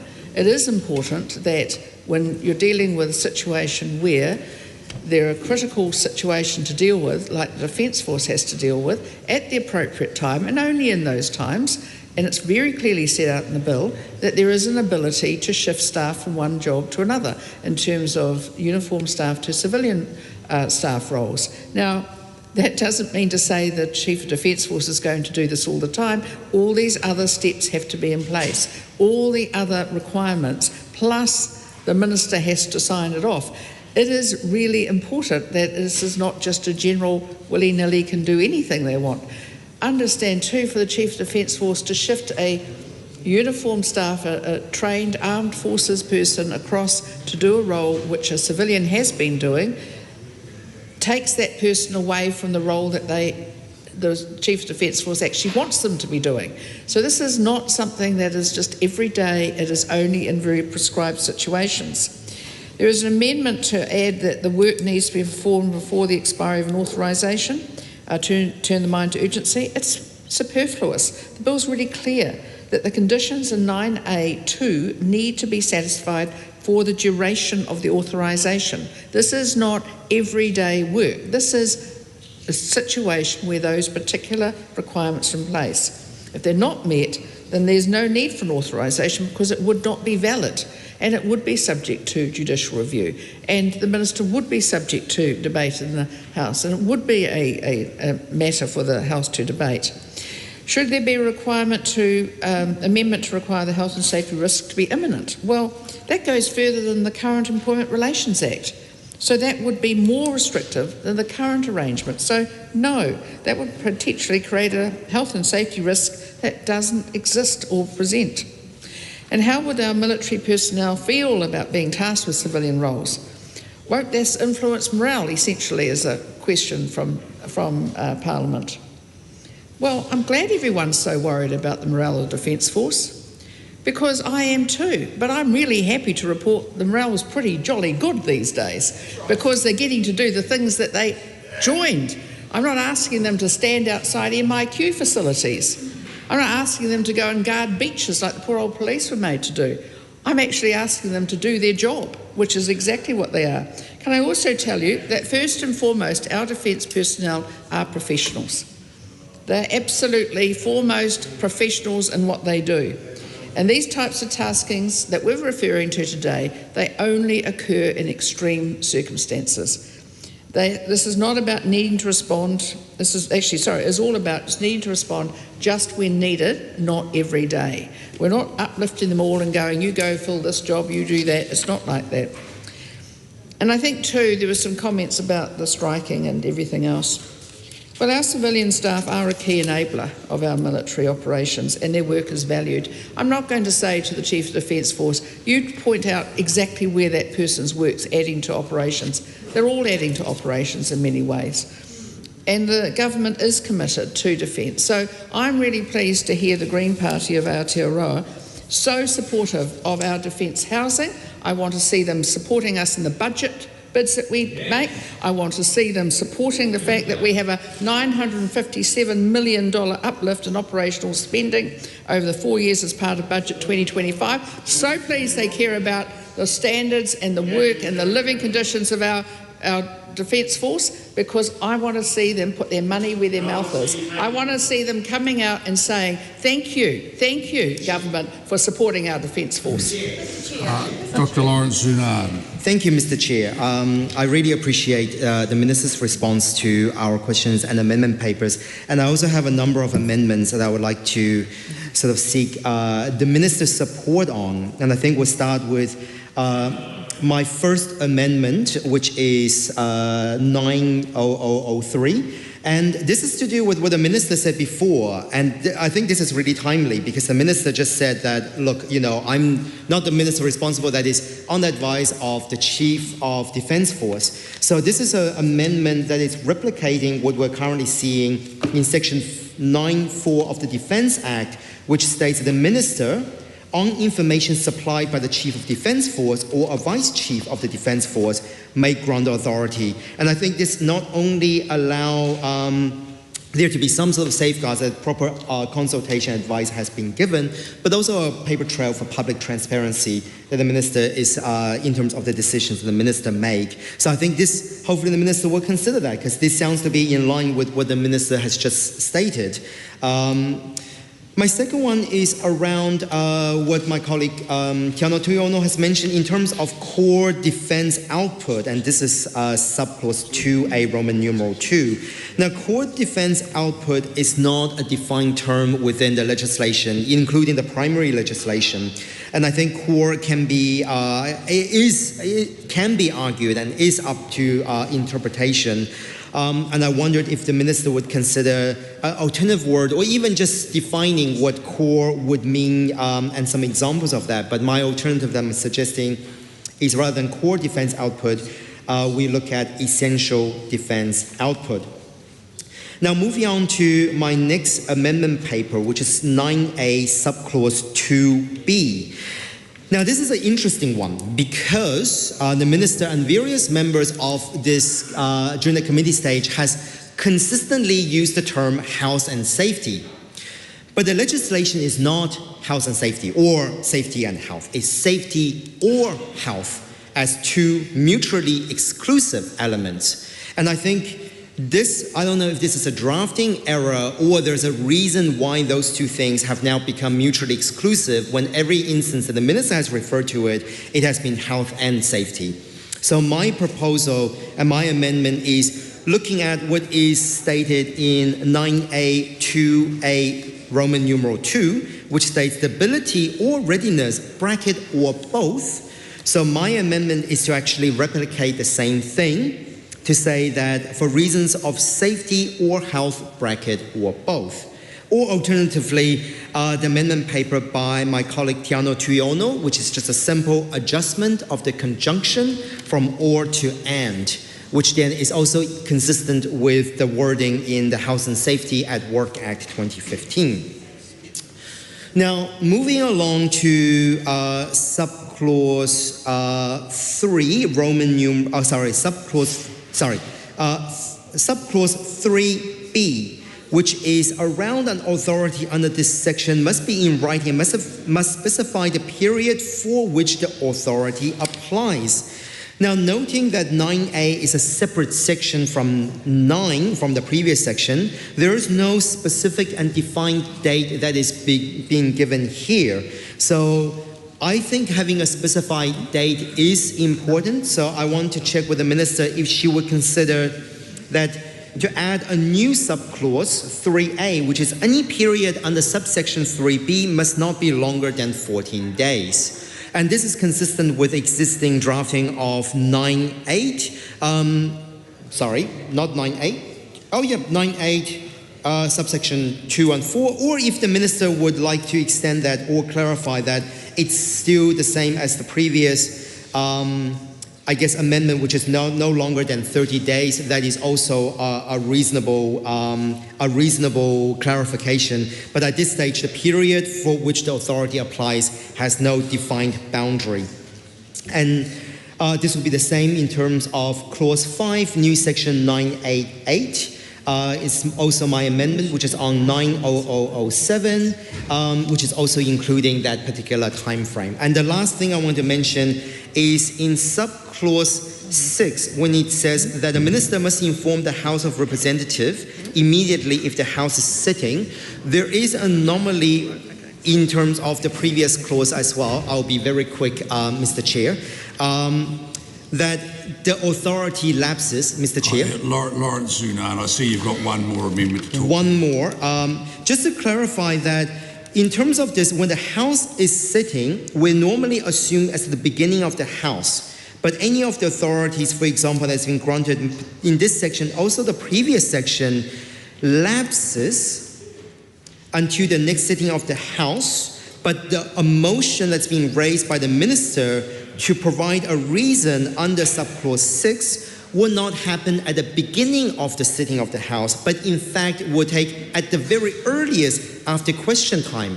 So what then we'll see is a weird gap in which the authority has lapsed and the renewal for the new authority by a motion that's being raised by the minister has not been triggered. So I want the minister to kind of clarify that as well in terms of the sitting of the House and what happens when that authority lapses for that brief moment of time.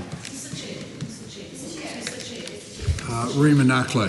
I move that debate on this question now close. The Honourable Ginny Anderson. Thank you, Mr. Chair.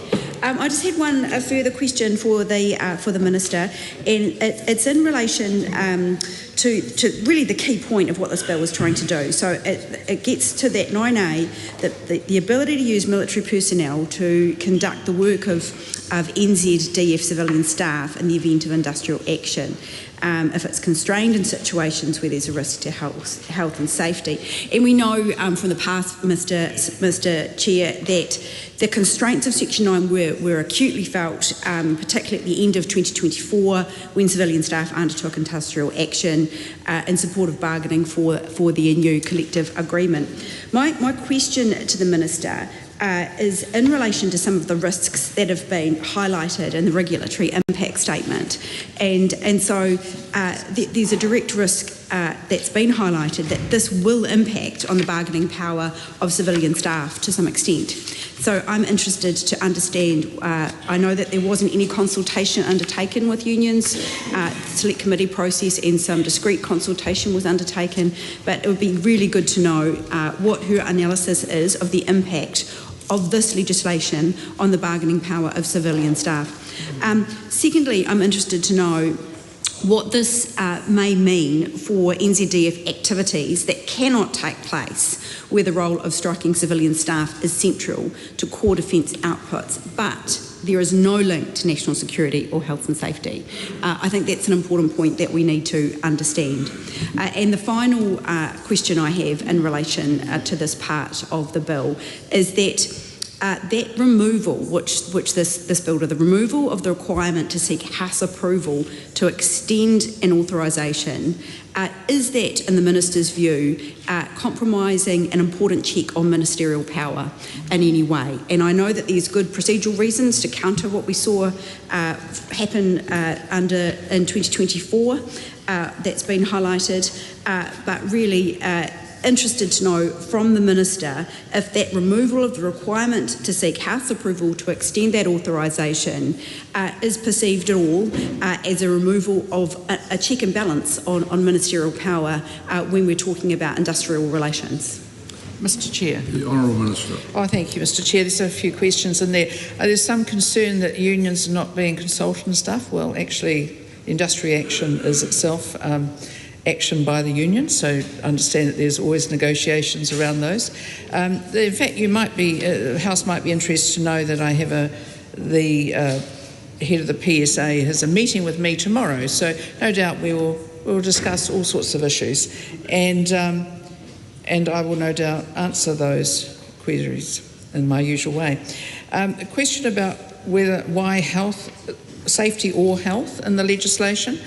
Because that's actually mirrors Section 97 of the Employment Relations Act. I think the member is making, taking the fact that I often talk about health and safety as it's my era, because I naturally go into that, because I'm probably the only person in the House with a graduate diploma in occupational health and safety. You have talked about that, haven't we? And so I do tend to think on terms of health and safety, and it's not to Sky, it's not actually all about that, not all about me. But it is important, I think, too, to have consistency across the legislation, and so that's why it's the health or safety or health as it is in the Act. Why not have a time limit? Well, the Minister must set a period of time for which the authority applies. It's all part of what the Minister has to do, but can only apply during industrial action and when the criteria are met. So the fact that industrial action itself, the end of it, provides a de facto time limit anyway. So once the industrial action is finished or the other requirement has finished, then the action itself, the authority lapses. Question around why does the bill not define core defence outputs? Is the criteria too broad? That's a general sort of question. The full version of this criteria is to avoid prejudicing the ability and or readiness of the armed forces to perform specific operational activities that are integral to core defence outputs. Is worded intentionally so that a number of elements must be demonstrated before this criteria can apply. This is still a high threshold, which would require robust justification to satisfy it. This could include activities essential to maintaining armed forces' ability and readiness for deployment or operations, such as responding to expected or unexpected events in New Zealand or overseas requiring military capacity, tasks under security treaties or UN agreements, or emergency management. Does the bill denigrate workers' rights? Is pretty much a question coming through. Well, the right to take industrial action remains. I mean, it's the joy of being a democracy. You can do this. Don't see too many communist countries where that happens. Just saying.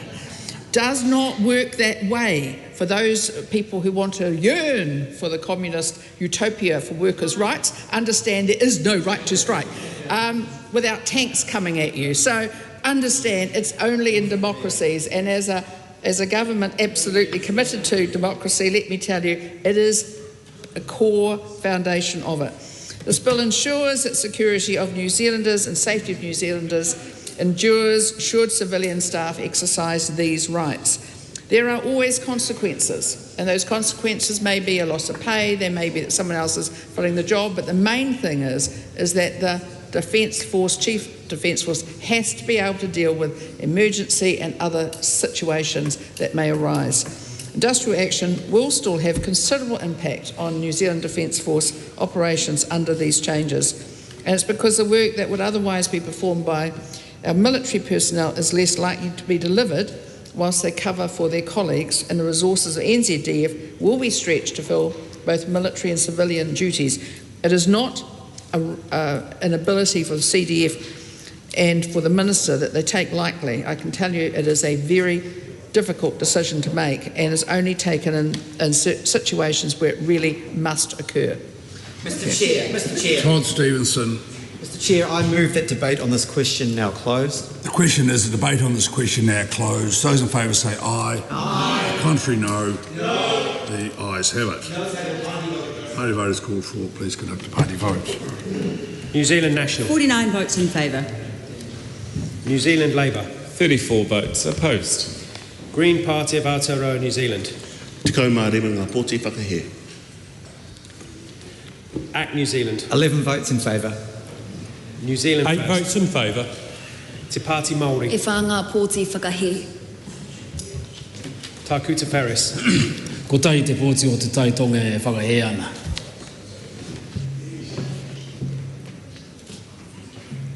Mariamino Kapakingi. 1 vote opposed.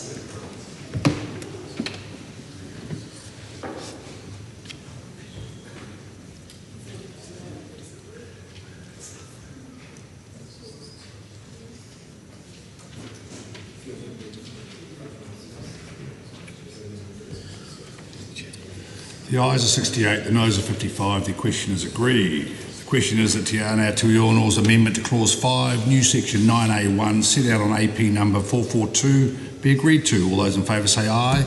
To the contrary, no. No. Noes have it. Please conduct a party vote. New Zealand National. 49 votes opposed. New Zealand Labour. Toru te kaumawha ngā pōti whakae. Green Party of Aotearoa, New Zealand.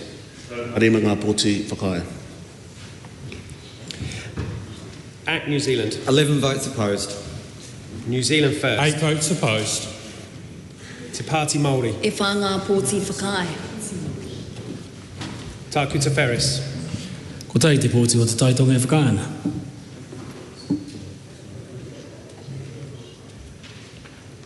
Mariamino Kapakingi.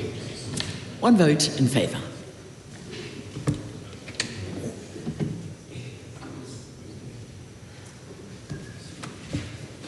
The ayes are 55, the noes are 68. The question is not agreed. The question is that Dr Lawrence Yunan's tabled amendment Clause 5 to Clause 5, new Section 9A, amending subsection 2, be agreed to. All those in favour say aye.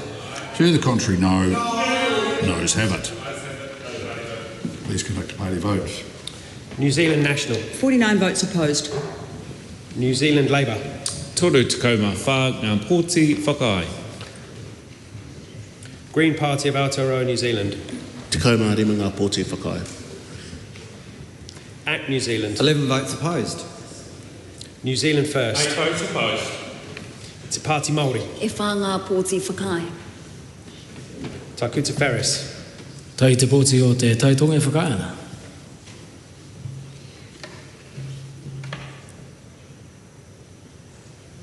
Mariamino Kapakingi. 1 vote in favour.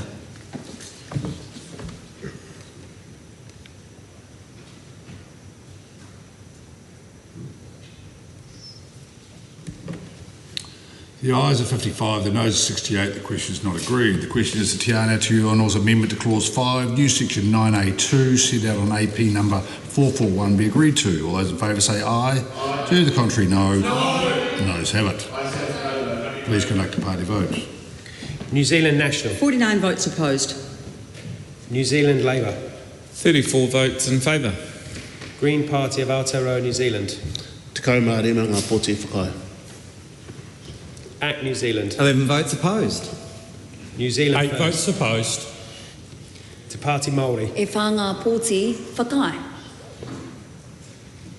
Takuta Ferris. Whatai te pōti o te taitonga e whakaana.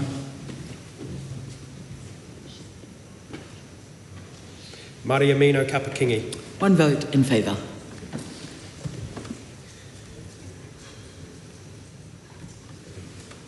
The ayes are 55, the noes are 68. The question is not agreed. The question is that Venushi Walters tabled amendment to clause 5, amending paragraph A of section 9A2 be agreed to. All those in favour say aye.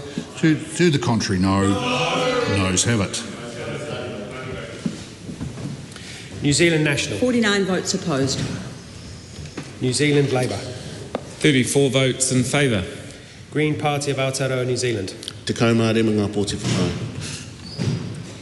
Act New Zealand. 11 votes opposed. New Zealand First. 8 votes opposed. Te Pāti Māori. E whanga pōti whakai. Takuta Ferris. E whakai ana, te taitonga.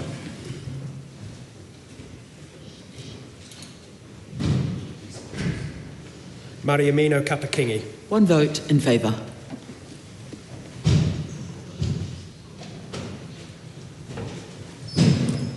The ayes are 55, the noes are 68. The question is not agreed. Venushi Walters' other tabled amendment to clause 5, amending paragraph A of section 9A2 is out of order as being a duplicate of a previous amendment. The question is that Dr. Lawrence Zunan's tabled amendment to clause 5, new section 9A2, amending subparagraph 2 of new paragraph A be agreed to. All those in favour say aye. To the contrary, no. Noes have it. Please conduct a party vote. New Zealand National. 49 votes opposed. New Zealand Labour. Toru te kaumā whā ngā pōti whakai. Green Party of Aotearoa New Zealand. Te kaumare mo ngā pōti whakai. Act New Zealand. 11 votes opposed.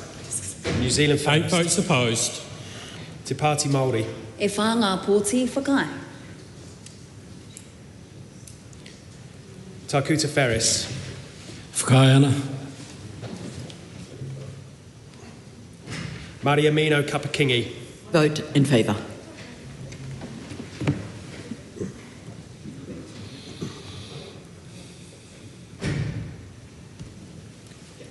The ayes are 55, the noes are 68. The question is not agreed. The question is that Venushi Walters' tabled amendment to clause 5, amending paragraph B of section 9A2 be agreed to. All those in favour say aye.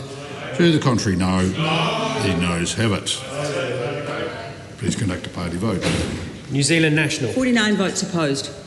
New Zealand Labour. 34 votes in favour. Green Party of Aotearoa New Zealand. Te kaumare mo ngā pōti whakai. Act New Zealand. 11 votes opposed. New Zealand First. 8 votes opposed. Te Pāti Māori. E whanga pōti whakai. Takuta Ferris. E whakai ana te taitonga. Mariamino Kapakingi. 1 vote in favour.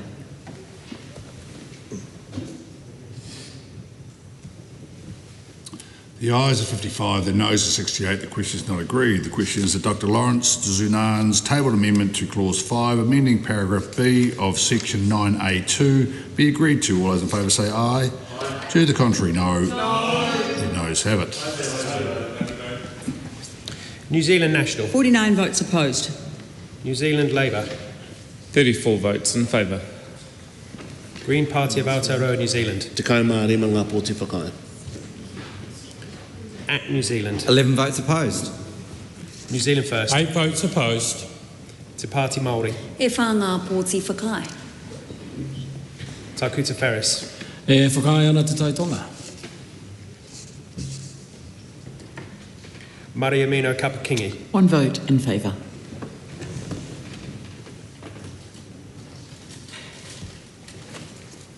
The ayes are 55, the noes are 68. The question is not agreed. The question is that Venushi Walters' tabled amendment to clause 5, inserting a new paragraph C into sections 9A2 be agreed to. All those in favour say aye. To the contrary, no. Noes have it. Please conduct a party vote. New Zealand National. 49 votes opposed. New Zealand Labour. Toru te kaumā whā ngā pōti whakai.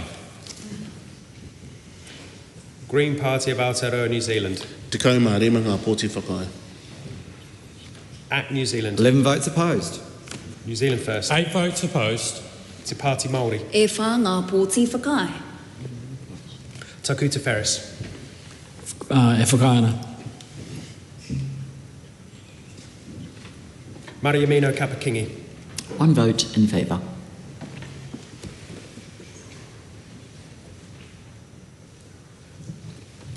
The ayes are 55, the noes are 68, the question is not agreed. The question is that Venushi Walters tabled amendment to clause 5, inserting paragraph C into subsection 9A3 to require an authority under the section to specify capacity and capacity risks be agreed to. All those in favour say aye.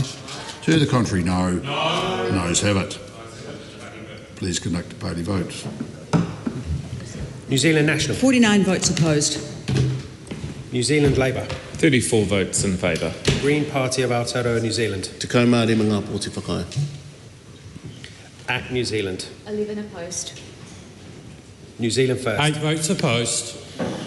Te Pāti Māori. E whā ngā pōti whakai. Taku Te Ferris. E whakai ana te taitonga. Mariamino Kapakingi. 1 vote in favour.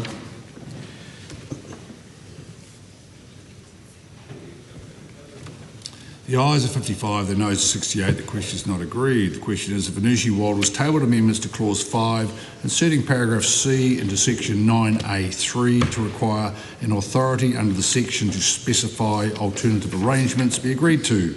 All those in favour say aye. Aye. To the contrary, no. No. Noes have it. Please conduct a party vote. New Zealand National. 49 votes opposed. New Zealand Labour. 34 votes in favour. Green Party of Aotearoa, New Zealand. Te kaumāori me ngā pōti whakai. Act New Zealand. New Zealand first. 8 votes opposed. Te Pāti Māori. E whā ngā pōti whakai. Taku Te Ferris. E whakai ana te taitonga. Mariamino Kapakingi. 1 vote in favour.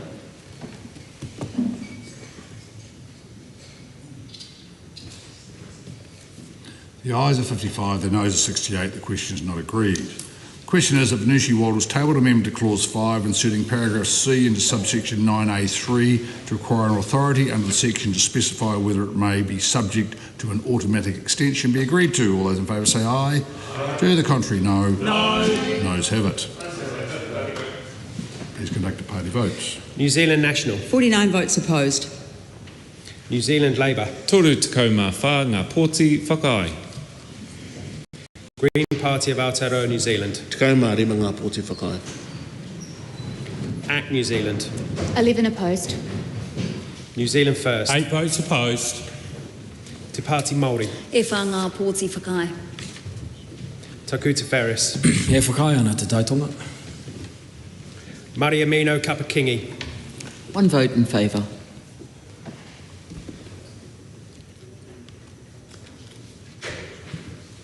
The ayes are 55, the noes are 68, the question is not agreed. The question is that Honourable Peony Henari's tabled amendment to clause 5, inserting new subsection 3A into section 9A be agreed to. All those in favour say aye. Aye. To the contrary, no. No. The noes have it. Please conduct a party vote. New Zealand National. 49 votes opposed. New Zealand Labour. Toru te kaumā whā ngā pōti whakai. Green Party of Aotearoa, New Zealand. Te kaumāori me ngā pōti whakai. Act New Zealand. 11 opposed. New Zealand first. 8 votes opposed. Te Pāti Māori. E whā ngā pōti whakai.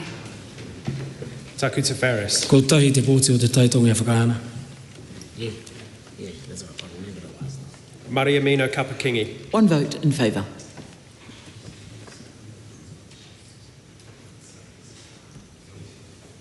The ayes are 55, the noes are 68, the question is not agreed. The question is that Dr Lawrence Yunan's tabled amendment to clause 5, inserting new subsection 3A into section 9A be agreed to.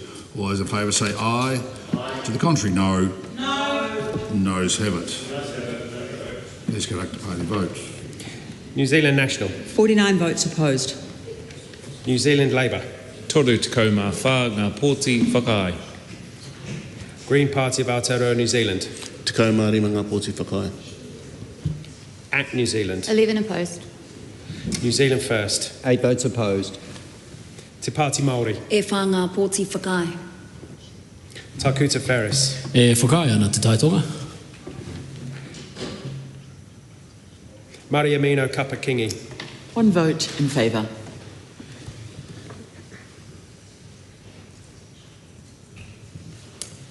The ayes are 55, the noes are 68. The question is not agreed. The question is if an issue Walters tabled amendment to clause 5, inserting the words with urgency into section 9A5 be agreed to. All those in favour say aye.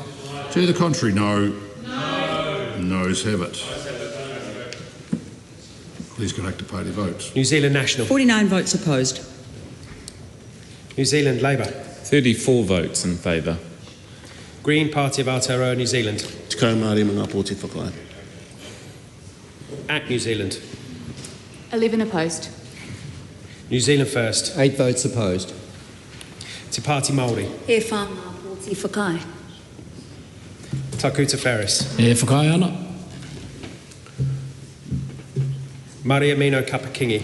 1 vote in favour.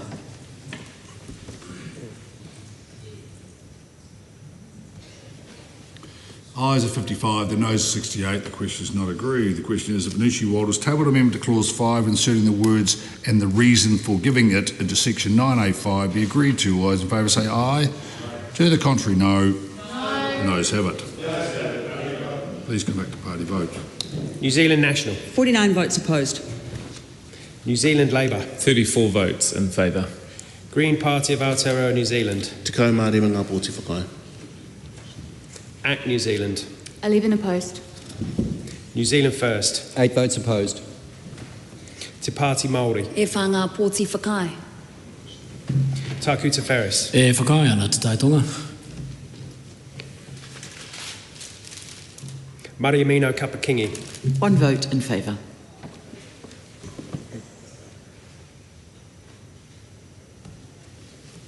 The ayes are 55, the noes are 68. The question is not agreed. The question is if an issue Walters tabled amendment to clause 5, inserting the words and whether there is likely to be an automatic extension of the authority into section 9A5 be agreed to. All those in favour say aye. To the contrary, no. Noes have it. Please conduct a party vote. New Zealand National. 49 votes opposed. New Zealand Labour. 34 votes in favour. Green Party of Aotearoa, New Zealand. Te Kao Māori mga pōti whakai. Act New Zealand. 11 opposed. New Zealand First. 8 votes opposed. Te Pāti Māori. E whanga pōti whakai. Takuta Ferris. E whakai ana te taitonga. Mariamino Kapakingi. 1 vote in favour.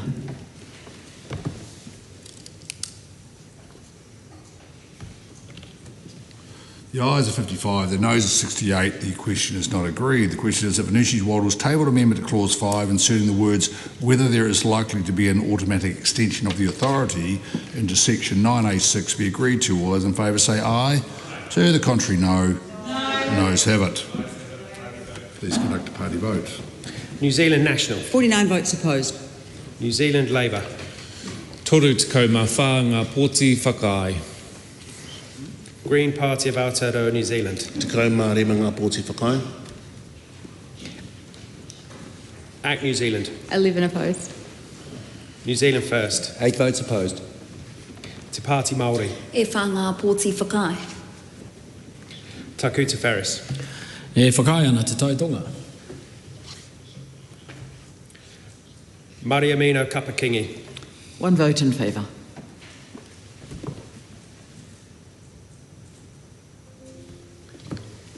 The ayes are 55, the noes are 68. The question is not agreed. The question is if an issue Walters tabled amendment to clause 5, inserting the words whether other options were considered instead of granting an authorisation into section 9A6 be agreed to. All those in favour say aye.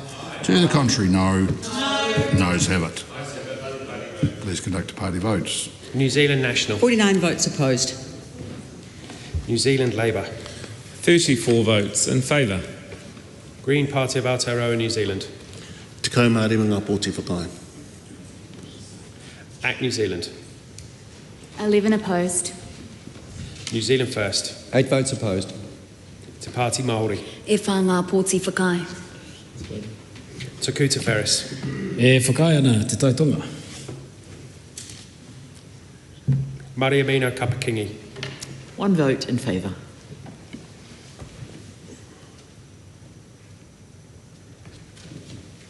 The ayes is 55, the noes is 68, the question is not agreed. The question is that Dr Lawrence Zunan's tabled amendment to clause 5, amending subsection 8 of section 9A be agreed to. All those in favour say aye.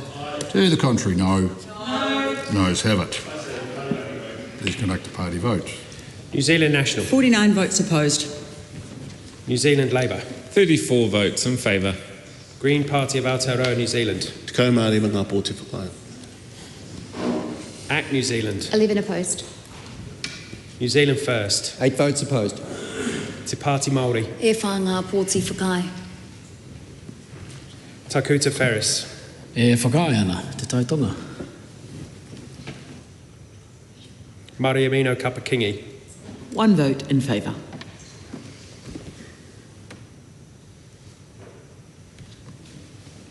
The ayes are 55, the noes are 68, the question is not agreed. The question is that Honorary Peoni Henare's tabled amendment to clause 5, inserting new subsection 8A into section 9A be agreed to. All those in favour say aye. To the contrary, no. Noes have it. Please conduct a party vote. New Zealand National. 49 votes opposed. New Zealand Labour. Toru te kaumā whānga pōti whakai. Green Party of Aotearoa, New Zealand. Te kaumāori ngā pōti whakai. ACT New Zealand. 11 opposed.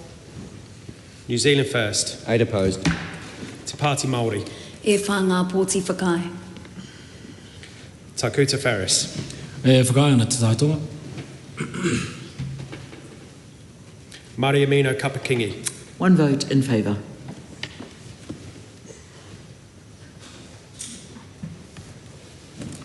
The ayes are 55, the noes are 68, the question is not agreed. The question is that clause 5 stand part. All those in favour say aye. To the contrary, no. Noes have it. Party vote. Party vote is called for. Please conduct a party vote. New Zealand National. 49 votes in favour. New Zealand Labour. 34 votes opposed. Green Party of Aotearoa, New Zealand. 15 votes opposed. ACT New Zealand. 11 in favour. New Zealand First. 8 votes in favour. Te Pāti Māori. E whānga pōti whakahe. Tā Kuta Ferris. E whakahe ana te taitonga.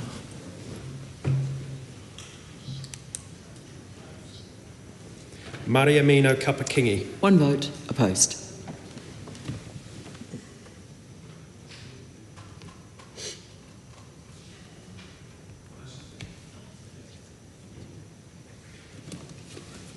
The ayes are 68, the noes are 55, the question is agreed. I'll report this bill without amendment.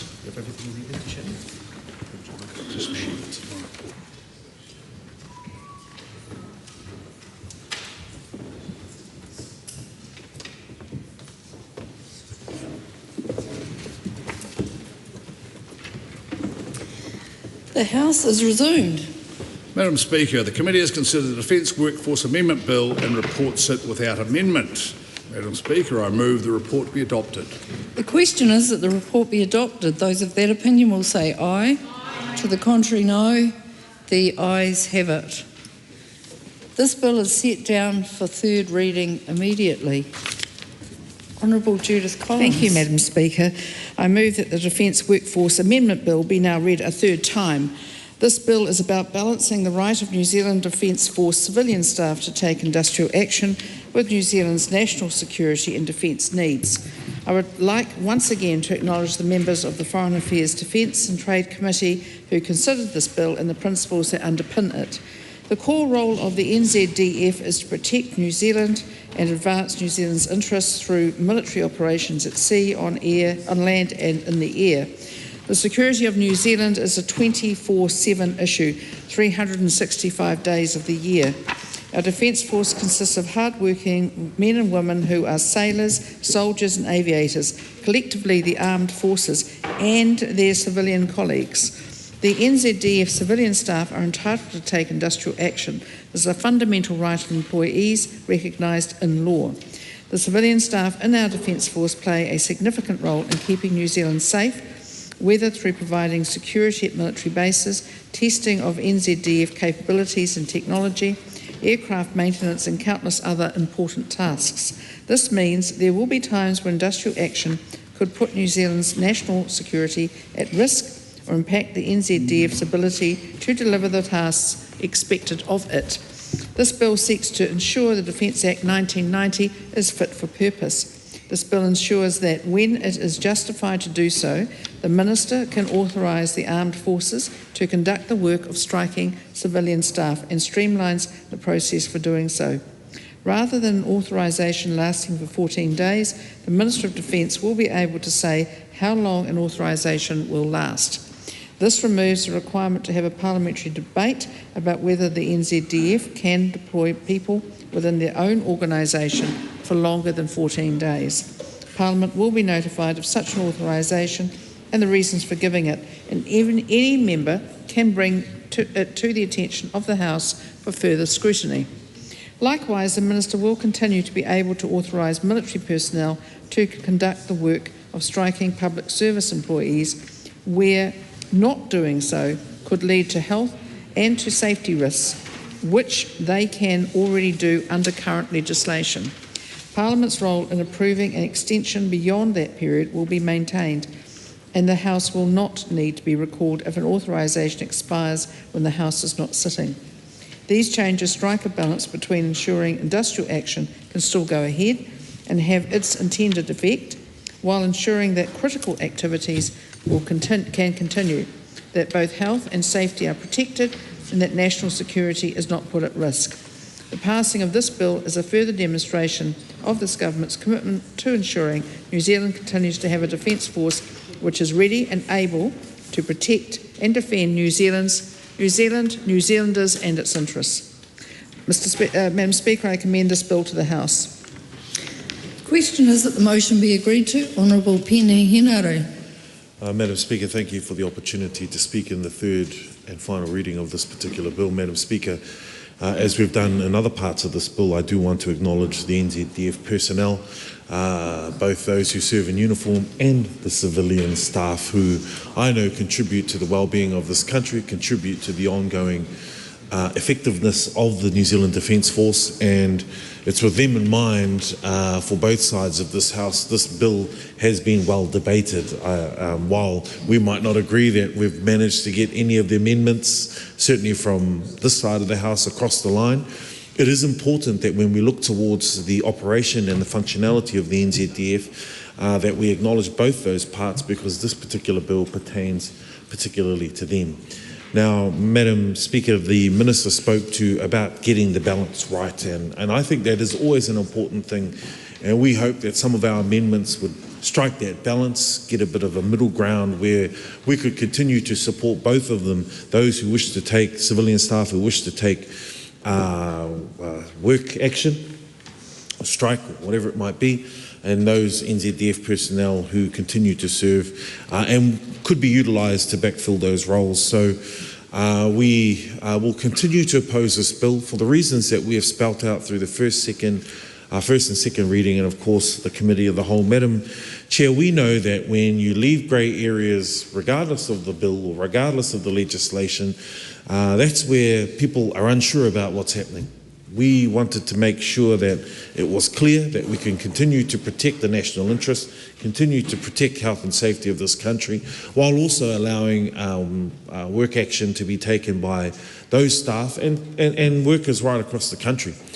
So we don't back down from the stance that the Labour Party has taken on this particular bill. The other matter we want to make very clear to the House, Madam Speaker, during the third reading of this particular bill. When this government came into power, the first budget, the Finance Minister made it very clear that there were to be cuts made across the public sector. That included the Defence Force and in particular the civilian roles. Multiple times the Minister and this government were asked whether or not those cuts would impact on these civilian roles, or more importantly impact on the ability for the NZDF to do their work, the important work. and we were told no, it wouldn't. Yet we are changing the legislation, the Defence Act, to have a plan B or a just in case. When we asked the government these questions, we were told that no, it wouldn't impact. Well, it's clear then from the debate that's taken place during the passage of this bill that it indeed does have an impact on the opportunity for the NZDF to be deployable, to be ready to serve in times of crisis or emergency. And it's clear then that this particular bill is to cater or to cover a plan B to make sure, at least in the eyes of this government, that their readiness and deployability is at the forefront. Madam Speaker, we always stand as the Labour Party on the side of the workers, and we make no apology for standing alongside the civilian staff and indeed the public sector. The instances that have been raised in this House during the debate are ones that sound reasonable. When we say that the NZDF can cover for public sector roles where it's relevant and where it's necessary, the one that's always offered is corrections. And that makes sense to, I think, every New Zealander, where we say, okay, for corrections, because they're doing an important job in securing our prison facilities right around the country. However, when we try to approach this government on making sure we can be far more specific about what roles it can cover or whose role it can cover, sadly we weren't, I didn't think there was an open engagement with the government on being far more specific, because now that begs the question, well, does it mean that when health goes on strike or teachers go on strike or other parts of our public sector workforce go on strike, that the NZDF could be deployed? And you know, I think, like I said, New Zealand public are quite reasonable to think, okay, corrections, police maybe even, that makes sense to us. But where it's the important role in the health sector or in our classrooms with our teachers, I'm sure the New Zealand public would have some questions about that.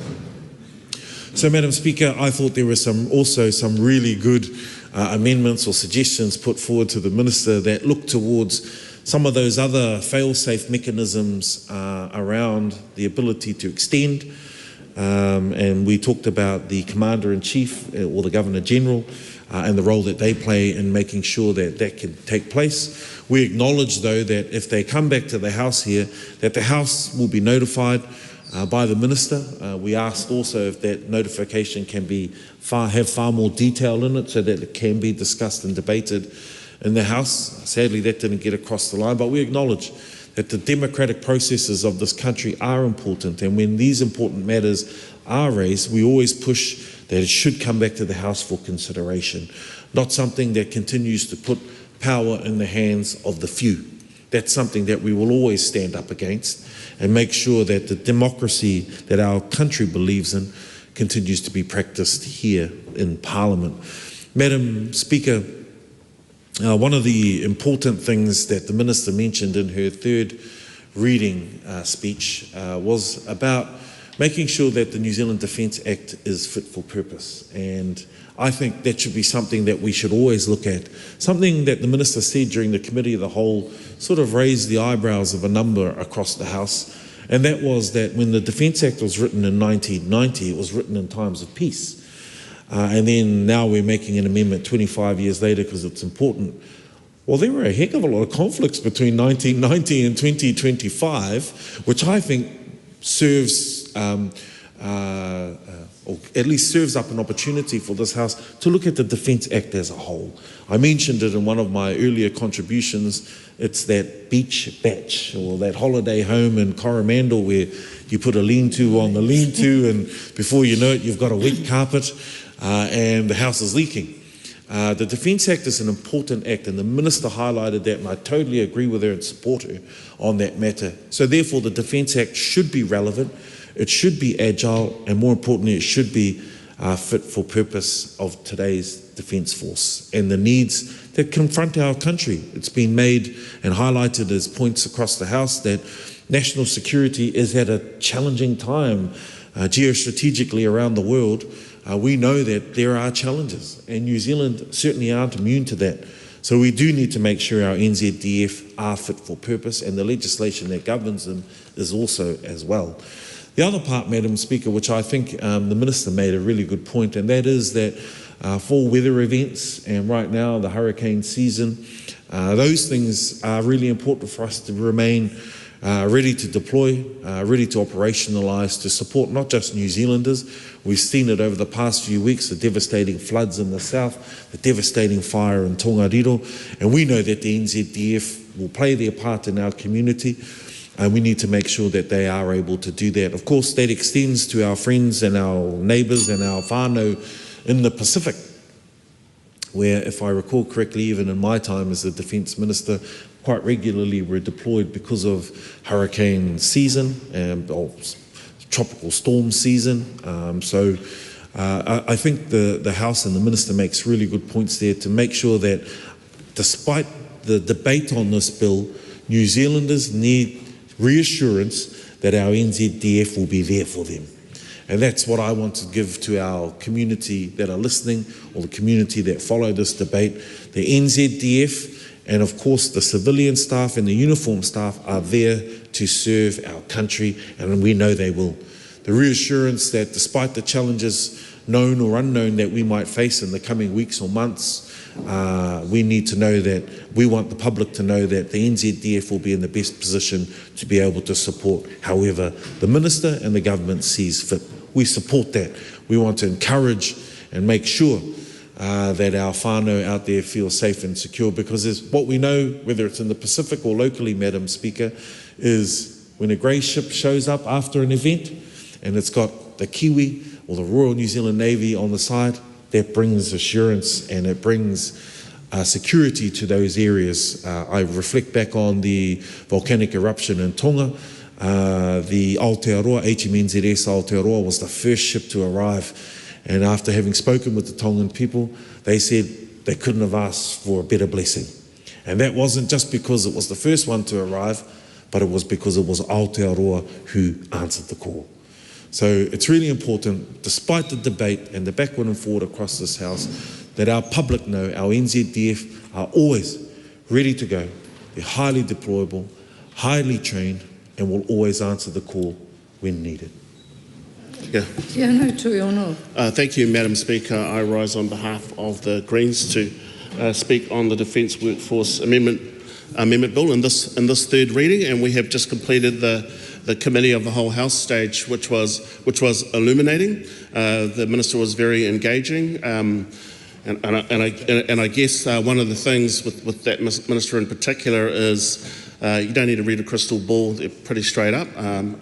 Whether you like the answers or not, I didn't like the answers, but at least they were clear. So there is that as well. But I will say that the comments around the right to strike didn't land well with myself. I think there was some talking around that right as well. I still see this as limiting the right to strike. And I think that this bill weakens the right to strike by allowing striking civilian staff to be replaced with uniformed personnel. It's called strike breaking, Madam Speaker. It creates lots of pressure on staff, whether they're uniform or whether they're civilian. And in that Committee of the Whole House stage, we did talk about the unique nature of the Defence Force. You have civilian staff, you have uniformed staff, military personnel, and that's a unique situation because when you signed up for the military, when you sign up for the Defence Force, you sign up for a hierarchy, you sign up for a whole lot of issues. You don't get to strike, you don't get to do partial strike, so on and so forth, and that is the expectation there. But you do have 3,000 civilian workers. There are and at least 1,000 of those civilian workers are unionised. And it is incredibly important that the right to strike, and also the issues around bringing in uniform personnel, other parts of that staff to take those roles as well, is also something that we should be incredibly careful as a House about, Madam Speaker. One of the illuminating things, I think it was one of the earlier clauses when we were talking about The reasons why this Act is coming to the House in the form that it is was that there could be an escalation of industrial dispute. And because that is one of the only ways that actually that workers can actually engage when they're not being paid properly as well. And I immediately thought, well, is there an exception that can be made in this case because of the different circumstances with the Defence Force workforce for pastoral strikes? And for those who sat through this House when pastoral strikes legislation were being moved through the House, that was something where if you do pastoral strikes, you will get pinged, you will get your pay docked. And just for people's clarification, for example, you had teachers who were participating in pastoral strikes and they just wore T-shirts saying a particular political slogan. So you're not allowed to do that, but because you're not allowed to do that, you go straight down to the strike avenue as well. So I think the argument, there is a strong argument there to allow for pastoral strikes as well. And another one of my amendments, I did talk about making sure that there was in the legislation to make sure that the union is informed, that there is consultation with the union. I think that's important. And I think that's important because it provides a way to have that discussion, to have that negotiation. Because the reason why we are in here at this particular time was because in 2024, PSA members in NZDF civilian roles, staff roles, were offered a zero pay increase, which is amazing to me. It's not even a beginning of a negotiation that people could agree to, right? You show up to the bargaining table and the offer on the table is, here's nothing. That's right. Here's nothing. So the workers used the tools that were available to them, used the avenues which were available to them, and good on them. And they actually won that strike. That is the rules working as they should. The unique situation you have with the Defence Force, with uniformed personnel and civilian personnel, has to be taken into account. And I don't think that this bill fully addresses that at all. We also had a bit of a discussion around the use of urgency. This House has seen a lot of urgency over this parliamentary term. Too much, some would say, I would say as well. And so there was a bit of discussion around that. But with this particular bill in particular, it did have a select committee process where we did have submitters coming to the select committee, and they presented very strong arguments, I thought. Strong arguments which I don't think were picked up either in the departmental report or in the select committee report. Issues that were not resolved adequately as well. And although I acknowledge the straight answers that we did get from the Minister, I was not left feeling that the answers that submitters that had come to the select committee could feel that those issues had been resolved at all. This bill only had a couple of stages going through urgency. So we had the first reading, went to select committee, and then it came here. Then we had the committee of the whole House, which we just finished, and now this is the third reading. So part of it was under urgency. So one of the questions that we did pose to the Minister was, why is this particular part an urgency? We should only really use urgency if we really need to, but in this case, half of it was, half of it wasn't. What was the rationale? Is it the proximity to Christmas? Is she aware of any industrial disputes which might be arising? Why was the timing such that we're rushing this part of the bill through urgency? Because I think there is an argument where we could actually, by acknowledging the unique circumstances that we have with defence personnel, both uniformed and civilian, that we could find other solutions to help to allow civilian staff to be able to express their rights, to allow civilian roles to be able to fully use the rights that they have for them. And I know for myself, when I was sitting on the select committee, and for others as well, I was actually quite surprised with how many people there were in civilian roles. 3,000, that's quite a lot. And so there's the other question around, well, why is so much of these roles being done by civilian roles when you would assume, I did assume before the select committee process, that a lot of this would be done by military personnel be done by uniformed personnel? Is it a cost-cutting, cost-cutting,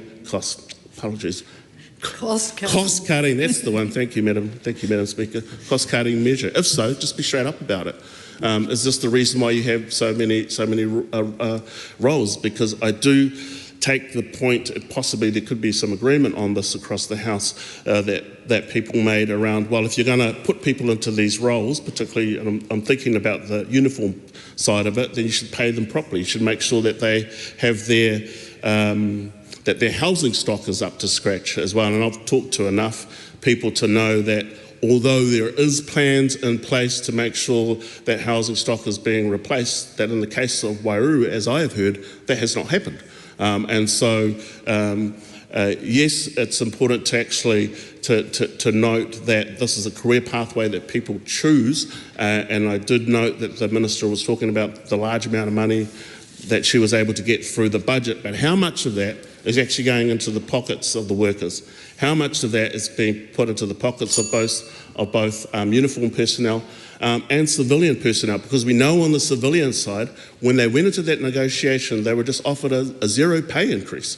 And so it's all very good and well to talk about all the money that is coming through the budget lines, but you've got to look after people. You've got to make sure that they can put food on the table, keep the lights on, be able to look after their families, look after their kids. That's incredibly important. And you have to ensure that the housing stock is good as well.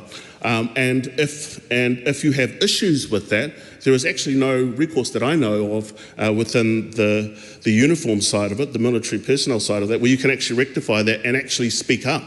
And so in some ways, if there are issues around that, you have to rely with those that are in those civilian roles to raise those issues, those incredibly important issues about the impact on workers. And so, Madam Speaker, there were a lot of questions were posed. There were a lot of straight answers, but a lot of those answers missed the mark. A lot of those answers went around and didn't address the concerns of those that came to the Select Committee. And I note, there's an old saying: if you've got a hammer and that's all you've got, everything looks like a nail. And I think this is the situation that we're finding ourselves in. There was an industrial dispute that happened last year. The Minister wanted to fix that. She's only got a hammer and she's using it on the nail. Because the other thing that's really important, that if you really want to solve industrial disputes, pay workers properly. Pay workers properly. Pay them what they're worth. Make sure that it keeps up with inflation, and make sure that we look after the workers. Madam Speaker, I do not commend this bill to the House. Laura McClure. Thank you, Madam Speaker.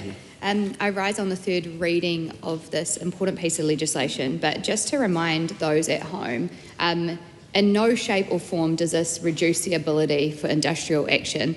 And I think I said it in my second reading speech that it's awfully disruptive to any industry when there is industrial action, and being able to use and utilise your staff in order for the safety of our Defence Force, our personnel, and actually our country's safety and security, I think that's a very fair and reasonable bill, and I commend this bill to the House. Honourable Mark Patterson. Madam Speaker, it is an honour for me to rise to confirm New Zealand First support for this Defence Workforce Amendment Bill.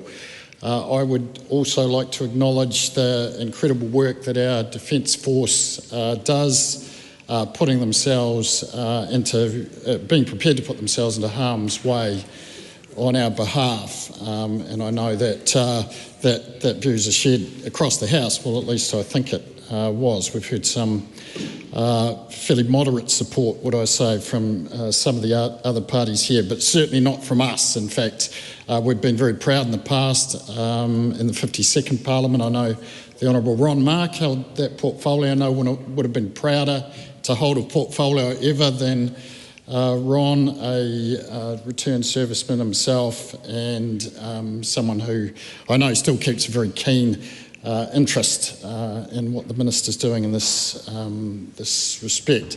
It's important to note that this is not only about armed conflict. We know the geopolitics is dangerous around the world and heightened tensions at the moment, but it is about emergency management as well, and we've seen numerous examples lately where our Defence Force personnel have come to the service of people New Zealand citizens here at home. And actually just a couple of weeks ago down south with the big winds, we actually had military personnel out with communications down, going door to door, delivering flyers to farmers to just let them know what was going on with the telecommunications being down. So we really appreciate what they do for us.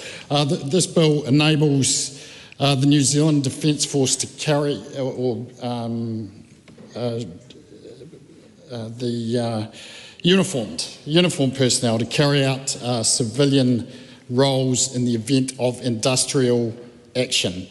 The military simply must be able to function, whether it is in an offensive manner or whether it is here at home delivering flyers in the Clutha region.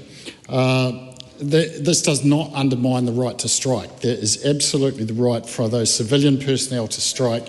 It was a ridiculous assertion that was made in the, I think, the Committee of the Whole House yesterday by the Honourable Phil Twyford that it was somehow equated to the 1951 waterfront strike and the government would be using this to bust strike action. I thought that was an alarmist and completely irrelevant to what this bill actually does. This is a moderate and sensible measure. It enables the military to perform its key functions, maintain civilian employees having the right to strike. There is a formal process to go through. There are checks and balances. There is still parliamentary oversight. Minister Collins has done a great job bringing this pragmatic measure forward, and New Zealand First supports it to the House. Thank you. The next call is a split call. No, you go. Orini Kaipara. E te pika tēnā koe. On behalf of Te Pāti Māori, we oppose this bill in its entirety because it makes it easier for the armed forces to replace civilian defence staff and public service workers who are taking lawful strike action. Let's be clear, soldiers cannot strike, but civilians in the Defence Force can. And this government now wants to use those soldiers as strike breakers. The bill gives the Minister of Defence a new and expanded power.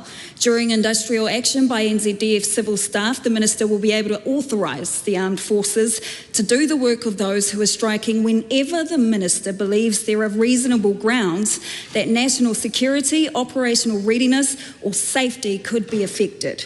That authorisation only has to be in writing, not agreed by Parliament, not independently tested, just signed off by the Minister.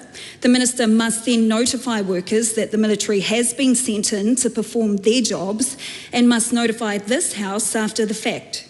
Not seek approval, not justify it, but simply tell us what they have already done. For public service workers, the Minister's power is widened again from 14 to 30 days. And if Parliament is adjourned, the authorisation just rolls over automatically. This is a step change. It removes the safeguards that recognise how extreme it is to use the military to undermine strike action. It normalises military interference in civilian industrial disputes. And the people most affected, Madam Speaker, are the people who keep our country running, the people who have already been denied fair wages. The Public Service Association has been absolutely clear. They said this legislation restricts defence workers' rights and is completely unjustified. Last year, their members were offered zero pay increase.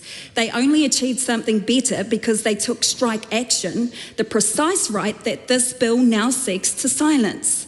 Fleur Fitzsimmons has said plainly, bringing in the military as strike breakers is extremely serious. It's okay, I'll just get one of the clerks to bring a towel in. Thank you. Come over there. To the left, that's right. Okay. Fleur Fitzsimmons has said plainly, Madam Speaker, bringing in the military as strike breakers is extremely serious. What used to require a resolution of this House will now require only the stroke of a minister's pen. Unions have called it extraordinary and an attempt to undermine New Zealanders who are standing up for better pay and conditions, and they're right.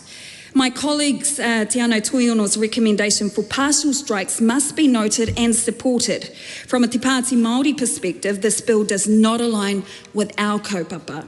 Mana motuhake, we oppose any move that strips away workers' rights and suppresses collective power.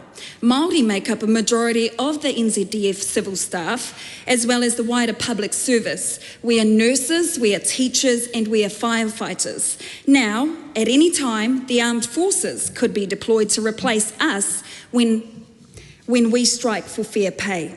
That is an erosion of rights that will ripple into every workplace here in Aotearoa. Mana orite, this bill makes it harder for workers to negotiate improvements, harder to achieve pay equity, harder to challenge unfair systems. Our incomes policy is clear. Uphold pay equity and strengthen collective bargaining. This bill does the absolute opposite. And finally, mana mokopuna. When workers lose their rights, our mokopuna lose security. They lose whānau stability. They inherit a society where the power of the state can be used to silence legitimate dissent. That is not the future we fight for, and let's be honest. If the government were truly concerned about safety, wellbeing and national security, they would pay our nurses properly. They would value our firefighters, they would resource our teachers, and they would uplift the New Zealand Defence Force's own civilian workforce, not undermine them.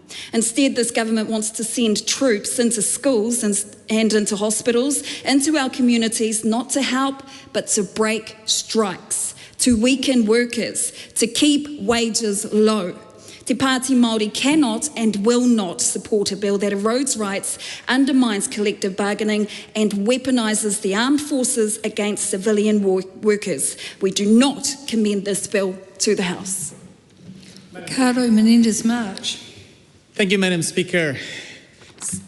Civilian staff are critical to supporting us when disasters strike, and it's really important to note that armed personnel depend on civilian staff, even within the New Zealand Defence Force, to keep them well. Whether it's in IT roles, health roles, administration roles, which actually the Minister during Committee of the Whole House acknowledged that those were incredibly complex, highly qualified roles, and including engineering roles that help the military personnel equipment to adequately function.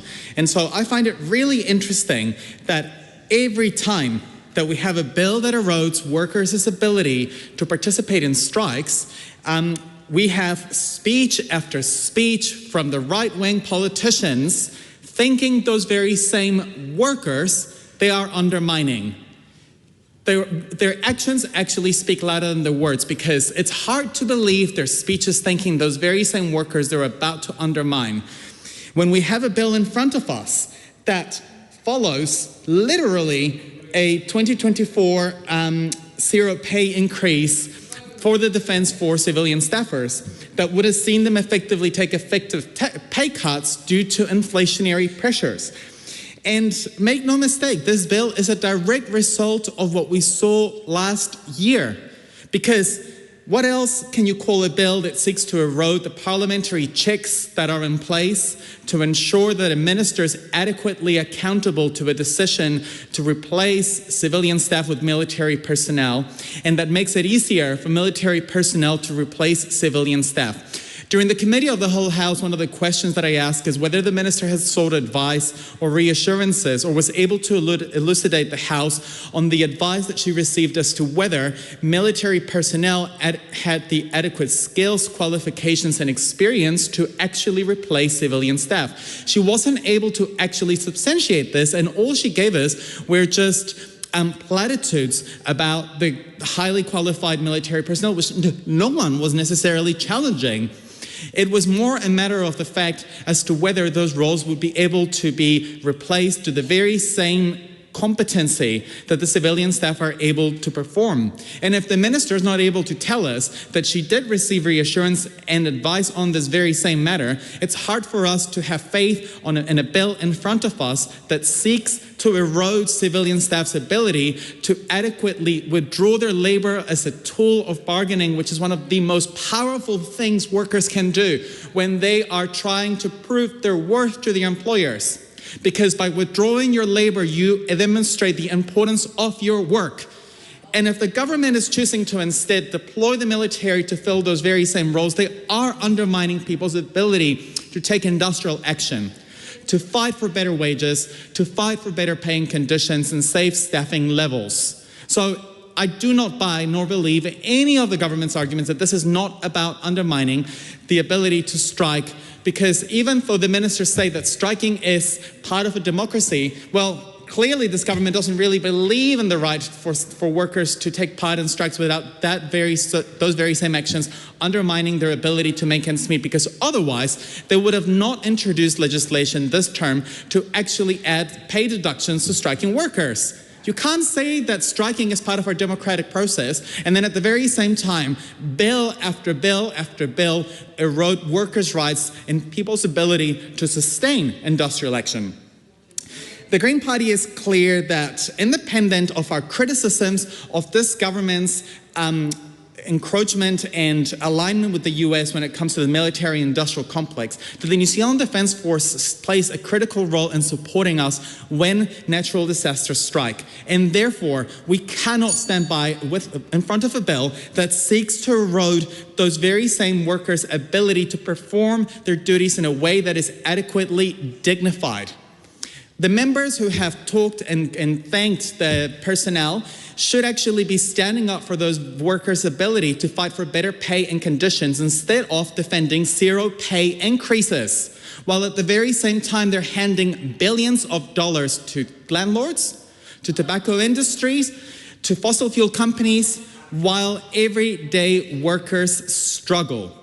And if the members to my left call out rubbish when I say those things, what do they call those billions of dollars going to entities that are ripping our planet and our communities off?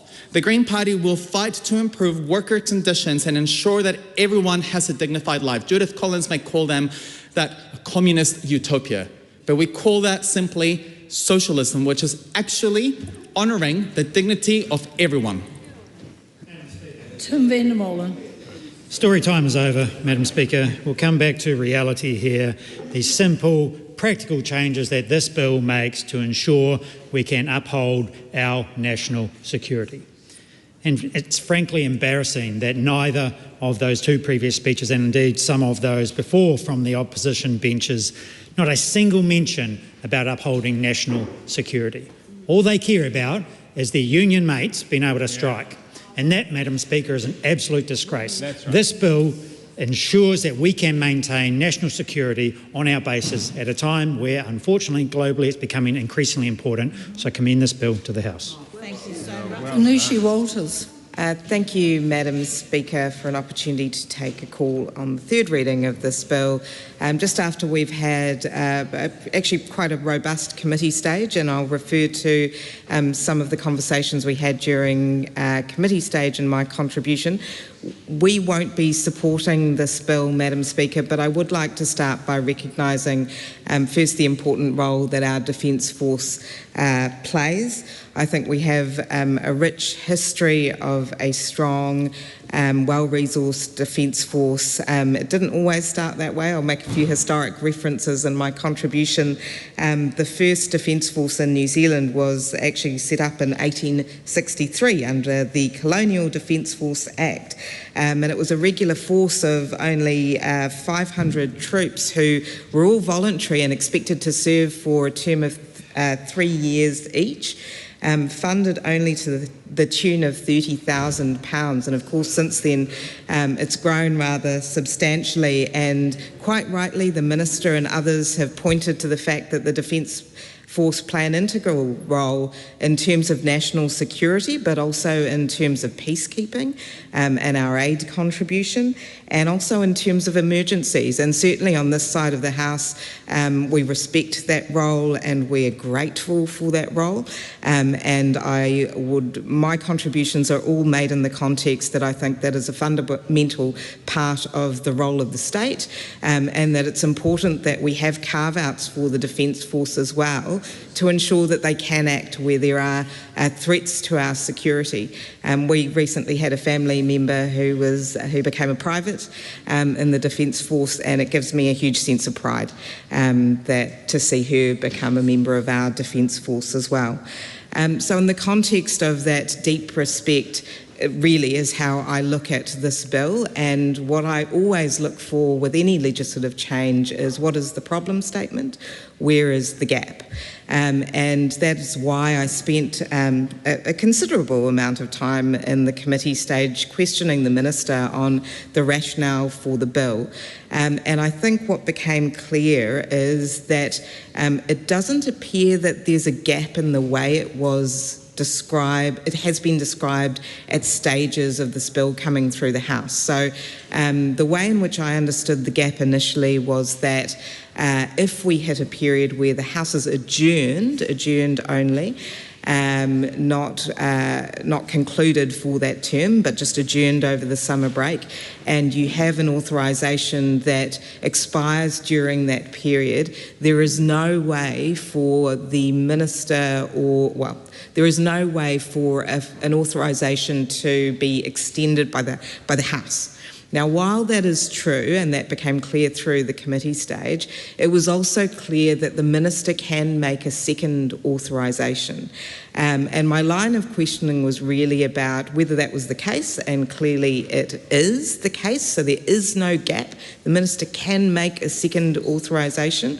And then my line of questioning was around whether there would be administrative delays that would cause detriment to our national security, and whether that was the thought process that gave rise to the bill. I'm still a little unclear as to whether that is the case, but I did propose to the Minister that perhaps if it was, one way of rectifying that would be to create a power in the bill that allowed the Minister alone to extend an authorisation. So if we were looking at levels of scrutiny, the first level you would have is for Parliament to authorise it on the expiration, 14-day period. That's obviously best case scenario. Not always going to be able to happen in a long extended period where Parliament isn't sitting. However, your next best option in terms of scrutiny would be to have the Minister extend the authorisation. Now, the beauty of this is that there still is then a level of scrutiny, and the Minister would be expected to turn her mind to whether the circumstances were still such that an extension should be authorised.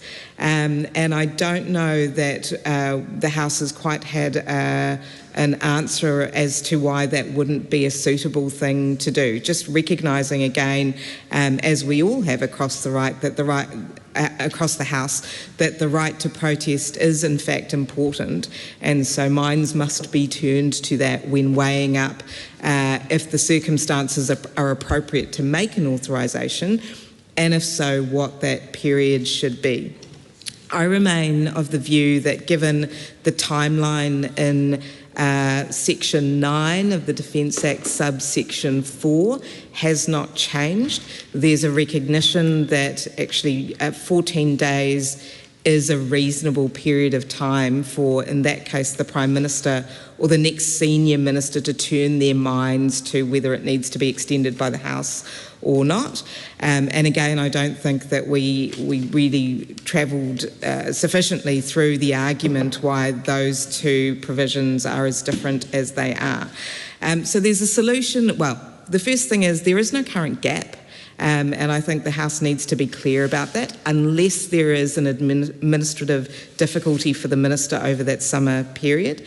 And then the second part, if there is an administrative difficulty, there is a fix to that, which would still overlay that ministerial oversight.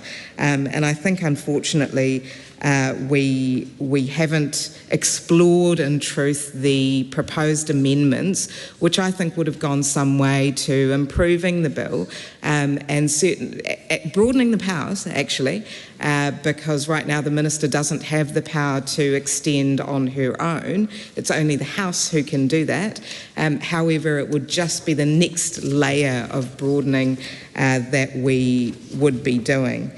A number of submitters at Select Committee, I wasn't on the Select Committee stage of this bill, pointed to the issues that have been spoken to across the House. So again, I think it would have been prudent to consider some of the changes that we suggested in this bill, but unfortunately that was not done. And again, I go back to the issue of I guess what I'd almost call a bleed into treating urgency as just a way of churning or getting legislation through the pipeline, as opposed to genuinely considering whether the reason is urgent or not. As I've said earlier, in my view, there is no urgency tied to the summer break period, given the Minister could issue a second authorisation. So that argument simply isn't there. And I wonder whether, as we continue going through this week of urgency in the House, whether it's an obligation on us all to consider whether the standing orders are sufficient in their requirements for moving the House into urgency. So currently the requirement is that a reason be provided by the government. But again, what we're starting to see, and I'll acknowledge here that this has been something that's come up regardless of which government is, which party is lead in government, but that a reason be given as opposed to a genuine reason that ties itself to why we're skipping through certain stages. And attached to that is my concern that if select committee stage is fulfilled, if a bill is sent to select committee at all, that's now deemed to be sufficient in terms of engaging the democratic process.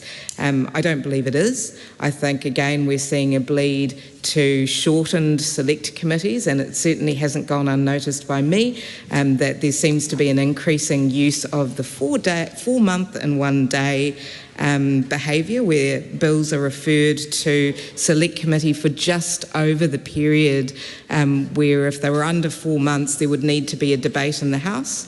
And then of course it's the select committee who decides what period of time submissions are called for. Now, this presents the problem that if you layered one atop the other, the shortening of those periods, you would have a public who don't feel consulted.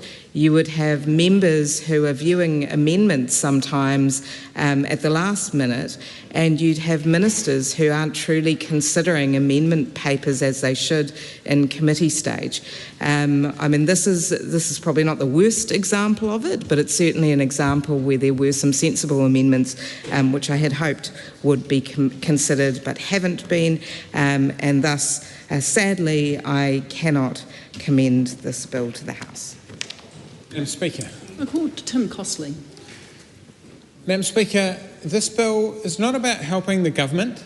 It's not about helping the National Party or Minister Judith Collins. This is about helping our Defence Force, supporting our Defence Force, from the newest recruit to the Chief of Defence. And it is telling to see the Labour Party and the Green Party come out firmly opposing that support. Not only that, they won't debate the issue at this, but they spread these myth truths. We hear about the 1951 wolf strike, and this could be used to break it. The Green Party tell us, oh, it could be used for forestry workers. No, it can't. This is only an internal thing for the Defence Force. It shows the lack of knowledge, it shows the lack of respect on that side of the House for our Defence Force, and it shows the lack of support. National Party support our Defence Force, National support every single service person, and we support this bill. Speaker. This is a split call. I call Helen White. Thank you. It's a split call. And that gives me 5 minutes to tell you why I don't think that it is fair for the member of the government who just stood up to talk about this as an ill-informed opposition. This opposition has done its best, its level best in urgency to take this matter seriously, and and that has been very evident in the questions that have been put. And my friend on the other side of the House has just raised the thorny issue of the 1951 strike, and it clearly hit home when the Honourable Phil Twyford talked about that. And it's an absolutely relevant thing to talk about if you're from the Labour Party. because those times were definitely very formative for this party. I want to talk first of all just about the value of strikes, and just there's a little bit that may have been said by other speakers, but I want to reinforce it. When the Labour Party and the Green Party talk about this as having an impact on striking and being a strike-breaking tool, that's because if a civilian worker takes the position, if a military worker takes the position of a striking civilian worker, they undermine the power of a strike. We set about a striking mechanism in a structure. It's not, you can't strike for any reason in New Zealand, and you can't strike at any time in New Zealand. You can only strike when the legislature says that's a legitimate tool in the toolbox. And you have to give good notice, and there are essential industries in this country where there is a lot of notice required because they are essential to the population. So it is a managed ability that people have. And what this piece of law does is it says that people can be ordered, forced, because they are military, to go into those positions and do those jobs in a time of strike. And that actually does undermine the industrial rights of that group of people. So that's a big deal. And it isn't that the Labour government hasn't seen a balancing act here, because this is our military. This is an important part of the mechanisms that keep the country safe. That has been an important thing. So it's not that this law it's only an amendment to a law. There was already a checks and balances system in place.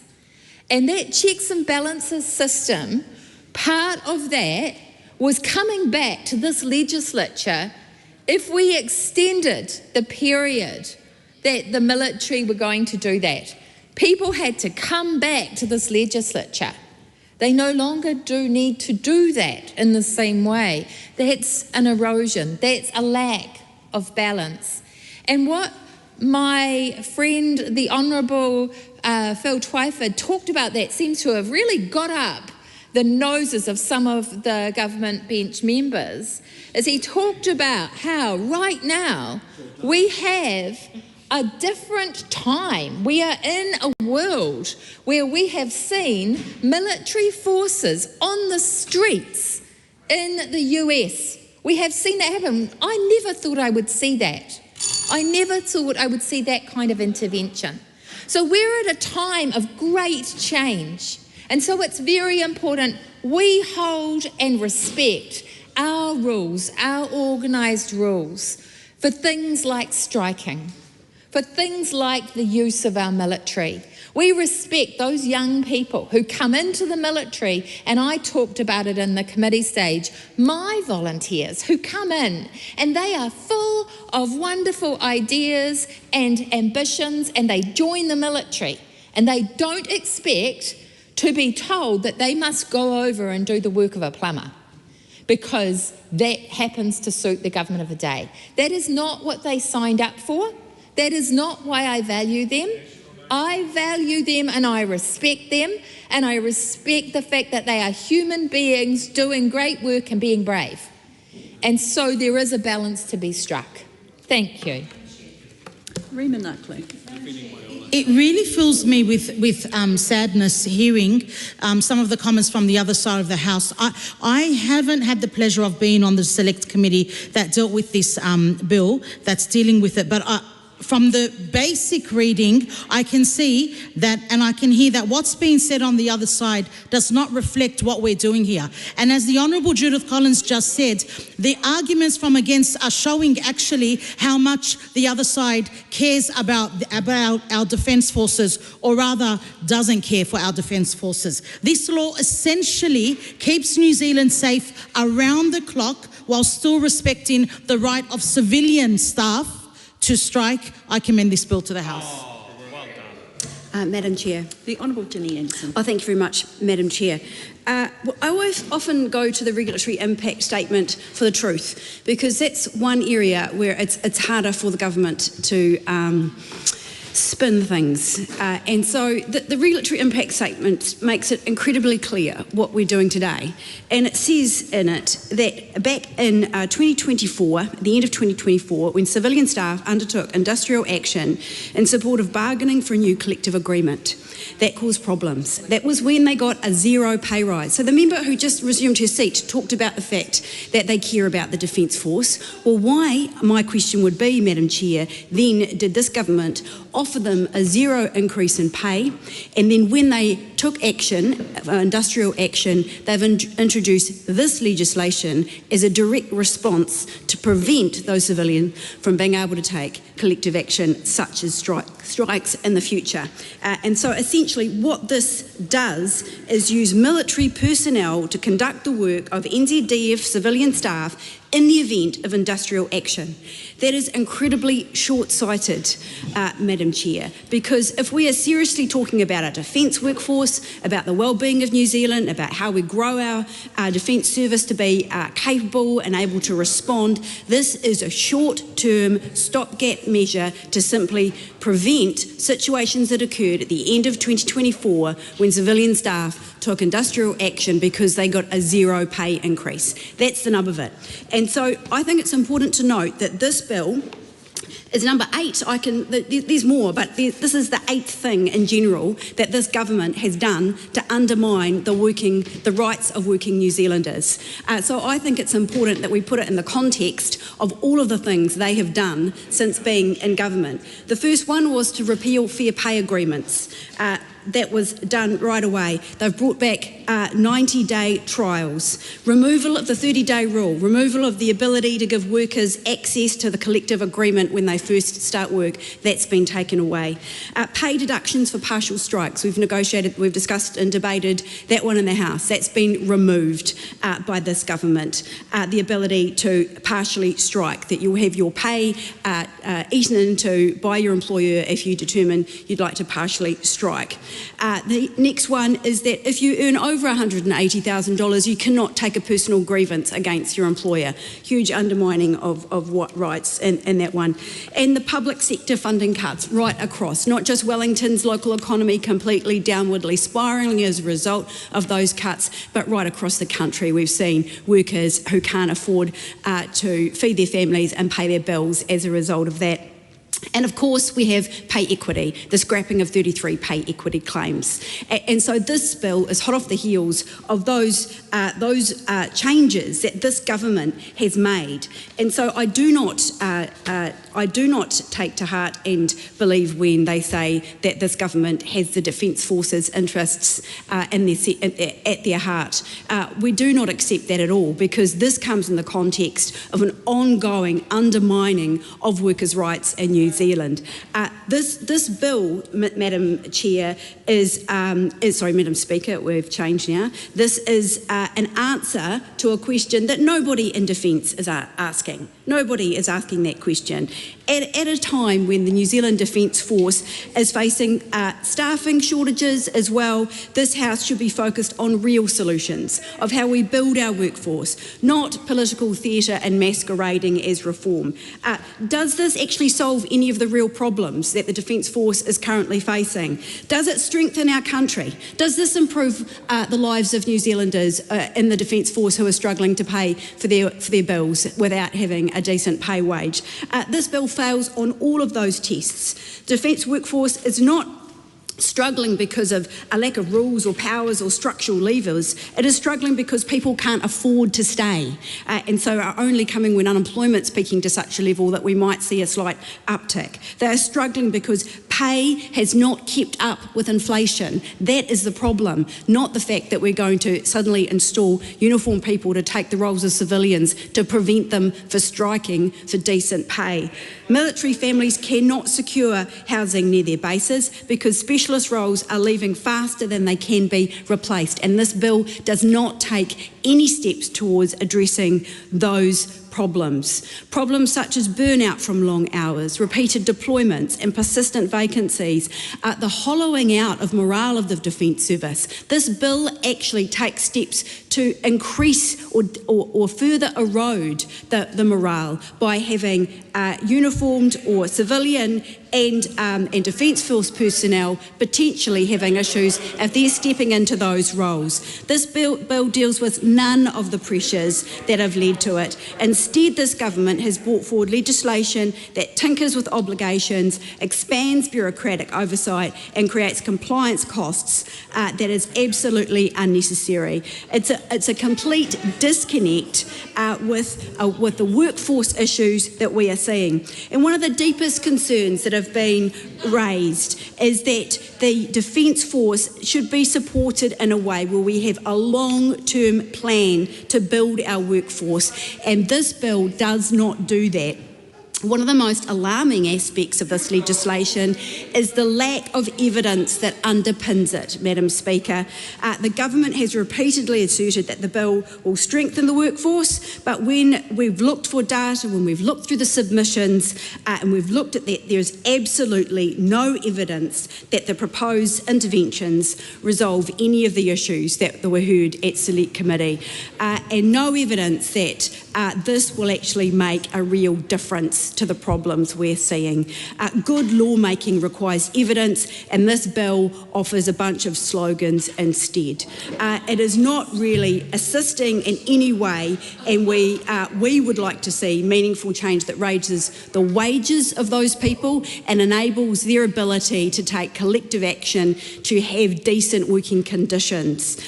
By simply taking this and doing this, it fails to modernise the workforce or address future challenges. New Zealand's Defence Force deserves to have that oversight and that foresight and a future planning model in place, and this bill is incredibly short-sighted, Madam Speaker. I would like to conclude by saying that it's all well and good to talk up about what a great service the Defence Force provide. We hear that, aren't they amazing and don't they do a great job? Yes, they are, and they deserve better than this. They deserve better than having these kinds of tinkering at the margins that don't go to the heart of addressing the fact that they deserve to be paid better. They deserve to have oversight and a plan in place that supports that. They deserve to have support for their families. They deserve to have improved housing and cost of living conditions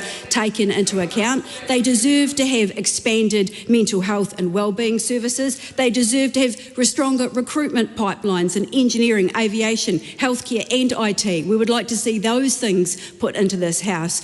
We would like to see better retention incentives that match the reality of the modern labour markets. And this bill does none of that. All this bill does is take another step in the long line of assault on workers' rights that prevent situations that happened in the end of 2024 where we had people striking for more than a 0% pay increase.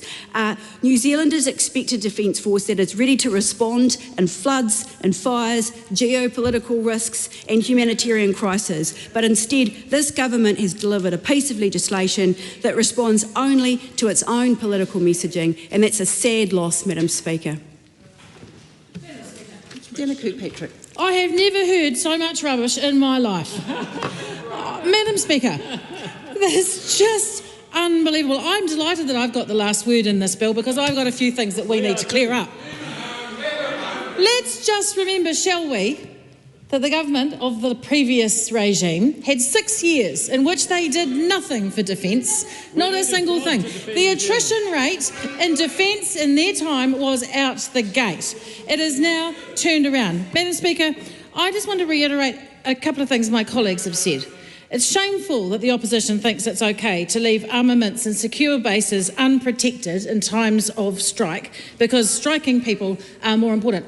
No one denies them. They are allowed to strike. If you want to strike, happy days, go for your life. But let's just remember that some of those places need to be protected in that time. You can't tell me, no, not you, Madam Speaker, but the opposition can't tell me that nurses and doctors leave the hospital when they strike and nothing is put in place. to help people in that hospital. There are people that go in there and they take up those places so that people get looked after. Yes, they do, because I know some that do it. I know some that do it. Let's just remember we support our Defence Force and our service personnel, and we want to make sure that they have safety and security as one of their key areas of focus. Leaving the civil personnel to strike if they see fit. Madam Speaker, it's very simple, this bill. The opposition seems to have whipped themselves up into a frenzy thinking it's a whole lot of things that it's not. It's simple. If you want to strike, you can strike if you're a civilian member of the Defence Force.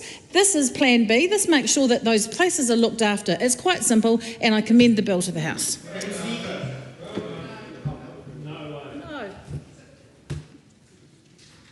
Actually, that's my call. Is this a point of order? No. I call... no, the question is that the motion be agreed to. Those of that opinion will say aye. To the contrary, no. The ayes have it. A party vote's called for, Madam Clerk. New Zealand National. 49 votes in favour. New Zealand Labour. 34 votes opposed. Green Party of Aotearoa, New Zealand. 15 votes opposed. ACT New Zealand. 11 votes in favour. New Zealand First. 8 votes in favour. Te Pāti Māori. 4 votes opposed. Tāku Te Whereas. 1 vote opposed. Maria Mino Kapakingi. 1 vote opposed.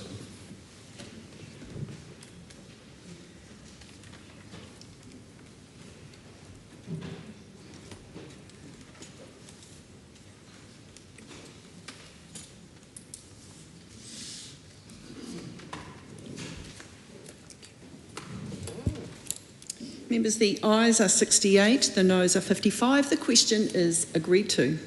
Defence Workforce Amendment Bill, third reading.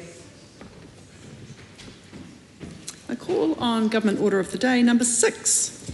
Education and Training, Early Childhood Education Reform Amendment Bill, committee stage. I declare the House in committee for consideration of the Education and Training, Early Childhood Education Reform Amendment Bill. I call Ingrid Leary. Thank you, Madam Chair. Sorry, can I just ask the member to hold off? There's no one to call to. There's no Yeah, chair. we're just swapping out the papers and the committee chair.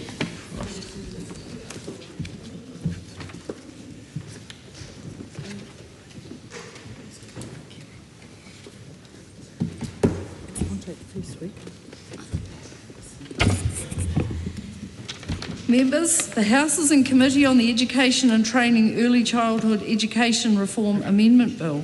We come first to Part 1, which is the debate on Clauses 4 to 13, amendments to Principal Act and Schedule 1. The question is that Part 1 stand part. Honourable David Seymour. Madam Chair, thank you. We come to the committee stage of this Education and Training Early Childhood Education Reform Amendment Bill. I'd like to reiterate my thanks given at the second reading to the Select Committee for their work on this bill. All good. And also just give a brief overview of the first part, Part 1, of 2 parts in the Act. The purpose of this legislation, as has been said, is to establish a Director of Regulation with a set of statutory objectives and some powers and some obligations. All of this is set up so that people in the early childhood sector can actually point to their rights, that the person that holds the power over them will actually have some laws that restrain how they use their power, while also making clear what their priorities are. And so if we go through the clauses in Part 1, we begin by interpreting what early childhood education is, and therefore what kind of services this part of the law will apply to, early childhood services and playgroups that opt in to being certified under the Act. We then talk about the purpose of this part, and it is to regulate early childhood education in such a way that there are minimum standards for quality early childhood education that allows all children to establish strong foundations for learning, wellbeing and life outcomes, and also to support the choice of parents and caregivers to participate in the labour market, which is important to a lot of parents up and down this country. Once you have that purpose, there are certain objectives that are pursued in order to support the purpose. First and foremost, and absolutely critical, is protecting the health, safety and well-being of children. Then there's educational and developmental outcomes, and then there's accessibility and choice for parents, and then there's informing parents and caregivers, because one of the things that was found in the Ministry for Regulation's review of the early childhood sector is often parents can't actually identify what good is and bring market pressure onto providers to improve. And finally, the objective of implementing a licensing and certification system is something that the Director of Regulation will do to achieve this purpose. It then goes on in 27A to set out the Director of Regulation that they must be appointed and that they must be an employee of the ministry at the time of the appointment, and goes on to list the functions that the director carries out, and that is things such as issuing the licences, providing support and information, and also assessing and responding to complaints about licensed early childhood services. So that's an important avenue for parents. It goes on further to say about how the director's functions and duties are performed, and it says, well, first of all, in accordance with the purpose and objectives that we've discussed, they're accountable to the Secretary, the Chief Executive of their respective department, and finally there's some principles. Health, safety and well-being of children is the first principle that they have to follow. Similarly, and I skip to the end, good regulatory practice including, without limitation, that decision-making must be risk-based, proportionate, fair and transparent. It must avoid imposing unnecessary costs on parents, caregivers and service providers. So then the delegation of directors' functions, duties and powers, this can be done. Obviously there won't just be one Director of Regulation, there'll be a number of people working for them, but they need to delegate those powers in writing. Subsequent to that, there are really a lot of changes that you might describe as mechanical or minor and technical, but I think I've laid out most of what Part 1 does. Set out the purpose, the objectives used to achieve the purpose, then there's the Director of Regulation, then there are their duties and the principles with which they carry out those duties to fulfil the objectives and achieve the purpose, all of this offering transparency to people who are regulated. There is a minor and technical amendment in my name that the government intends to support. We've reviewed other amendments as they've come in. We do not intend to support other amendments. Thank you very much. Ingrid Leary. Thank you, Madam Chair, and thank you to the Minister for walking us through what this bill purports to do in his view. Labor strenuously opposes this bill because it doesn't do what it says on the tin. It talks about facilitating early childhood education reform, when in fact what it does is it has a very strong labour market focus, and it doesn't. Sorry to interrupt the member. Can I just ask members to refer to the clause yes, that sure. you're speaking to? What I was doing, Madam Chair, thank you for the guidance, was just about to talk this committee of the House through Labor's approach to this, because I would like to, when I come to my questions on clause 4, given that the Minister has given an overview, I would also like to give an overview of how we plan to approach this, if I may, because the Minister himself has raised the purpose of the bill, and he's talked about the effect of that, and it will be our view, and as we interrogate the clauses, to show that actually there is a denigration of children's rights, and we will be doing that through Part 1. He's also talked about minimum standards. We will be interrogating the Minister about how those standards are upheld and what safeguards there are. He has also mentioned the complaints procedures, and through the parts related to that we will be asking for the processes that are involved, and also the vulnerability of the Crown to judicial review. And as I said, he has mentioned the purpose, and we will see clause by clause how, in our view, the purpose and the drafting does not align with the purpose, and therefore we have a number of amendments that we would like to table to make the drafting align further.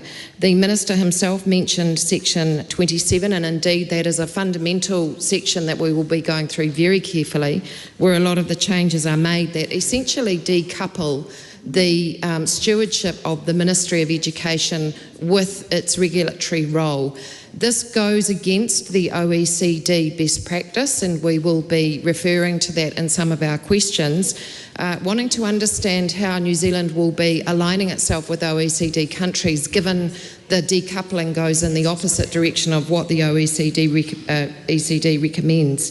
The Minister has also talked about health, safety and learning as priorities. We will have amendments relating to that, and a very strong focus on Māori and Te Treaty.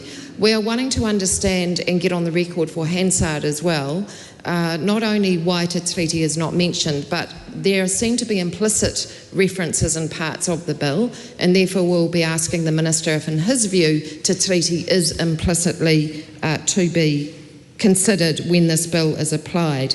Finally, just in response to the Minister's own opening remarks, he's talked about the schedules as being essentially technical. In fact, we find that many of the powers that will go from the Secretary to the Director are conferred via Schedule 1, and then the safeguards that we would expect to see in Schedule 2 are not there.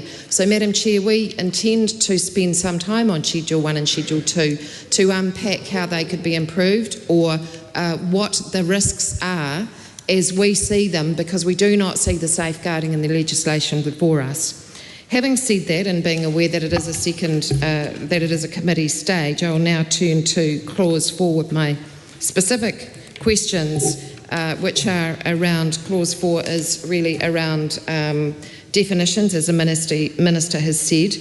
This question will come up in relation, I think, to each of the clauses, because we heard from many submitters that there are no Te Treaty obligations, so we want to understand why Te Treaty is not mentioned in Section 4. We also want to know what advice and evidence he sought on the impact on tangata whenua education. We would also like to understand what the Minister thinks a playgroup entails. What is his definition for a playgroup in Section 4, Part, I think it's 1, subsection B? He talks a playgroup that opts to be certified. Can he please define a playgroup for us? And also, what are the circumstances in which a playgroup would not be able to be certified under the Act? Is any playgroup able to be certified, or are there some criteria, and where will those criteria be located so that the Director can do their oversight job? Finally, what is the difference between an early childhood service and a playgroup? Madam Chair, I do have some other questions also on this regarding the RIS, Madam Chair. Ingrid Leary. Thank you. We have heard in the RIS that there has been a lack of consultation. This is mentioned on page 48.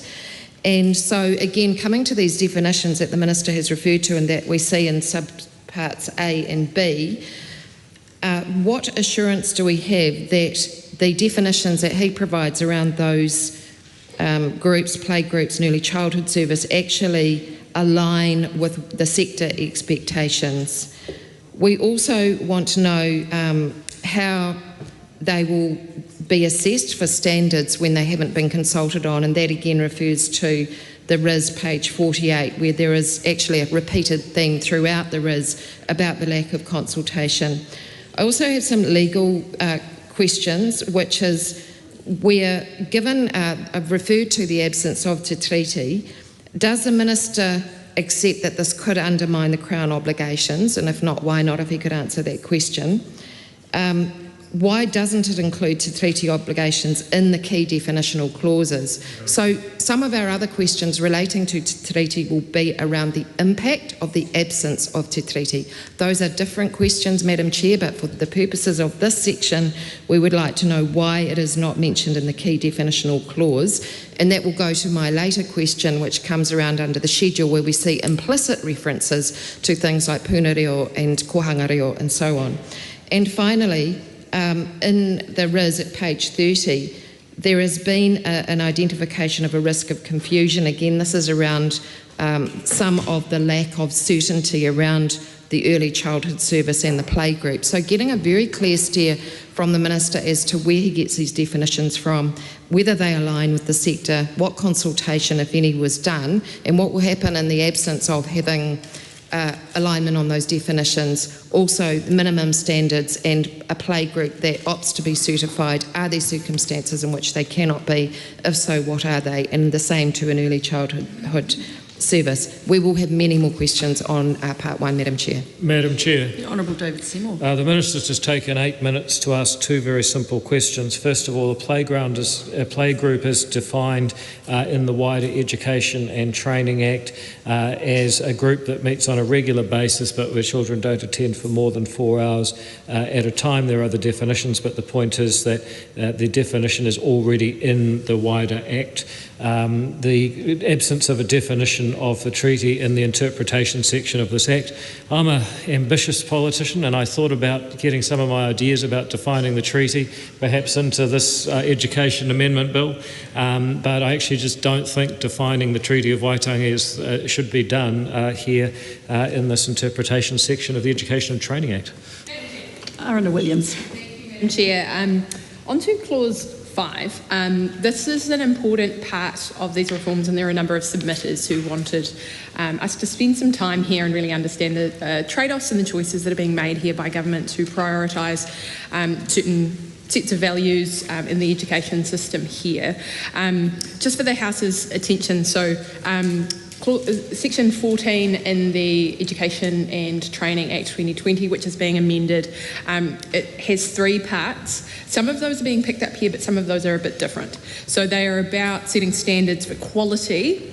There is also a mention of provision there, which we'll get to in a second, but also the second one is about health and safety and wellbeing of children, and the third one is about enabling parental choice. Those are all important things, and they are mirrored here, but the difference is that when submitters came to the committee and they raised their concerns, particularly those providers of things like kindergarten services, those providers who are community-based, have a long history of provision for children, after, say, the Second World War, the establishment of play centres and play groups, those organisations that were represented at the committees by their bodies continued to raise the point that in putting the new 14B as it is here, and then also backing that up with the new 14A points around establishing this for parents, and so parents and caregivers have more information.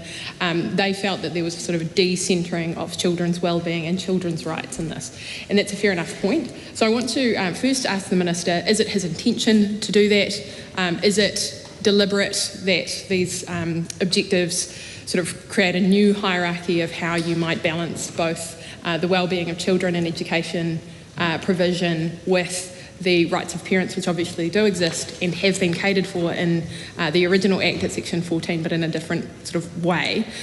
Or is it the case that it is the same balancing exercise, and yet we're introducing then other sort of provisions about how you might interpret that? The second question is around how this should be interpreted. When we talk about 14B, as it's written there, supporting choice of parents and caregivers to participate in the labour market, that is a good thing. Is that an acknowledgement of, really just the administrative arrangements that are around this now? Some departments that are outside of education manage this as an allocation. They have done that well before the 2020 changes, let alone these changes. Departments like MSD, for instance, administrate the OSCO contracts, which are about providing education services, but they're predominantly because of labour market force participation. It's going to be a goal of any government of New Zealand, I would suggest, that people who have the care of children in their ordinary life should have options and choices around that. Is that intended to be given effect in some different way here, or is it the same balancing exercise, or is there more of an emphasis now, which is what the submitters suggested that there was, on this active labour market participation? And if so, should that be recognised? Should it be clearer if the Minister is trying to give effect to those administrative arrangements that have grown up over time in the public service, that we also have this secondary goal of making sure that parents can participate in the workforce, making it clearer that early childhood education is about that. If that is his intention and that's what he means, then we should say that. And so those dual purposes there should have a sort of hierarchy and a balance between them, because there are trade-offs to be made by any government. If early childhood education is intended to provide a real range of services that are outside of what is currently being provided for in the market by those providers who came along to the committee and said our number one concern is the welfare of children, our number one concern is their educational development. If it is the intention in New Zealand to have another sort of service, which is more like the OSCO services which are available to older children, where that is predominantly around active labour market participation of parents and caregivers, then should we be setting that out more clearly here? Those are my two questions, and I have more on that. Madam Chair. Honourable David Seymour. Can I quickly address these two questions in relation to Section 5, the new Sections 14 and 14A? The member asks, what is the government's intention, having twin purposes for the Act? One is to implement minimum standards for quality education for children, and the other is to support choice of parents and caregivers to participate in the labour market. I think it's clear to most people that early childhood education policy has those objectives now, has for a very long time. Successive governments have introduced policies to boost that.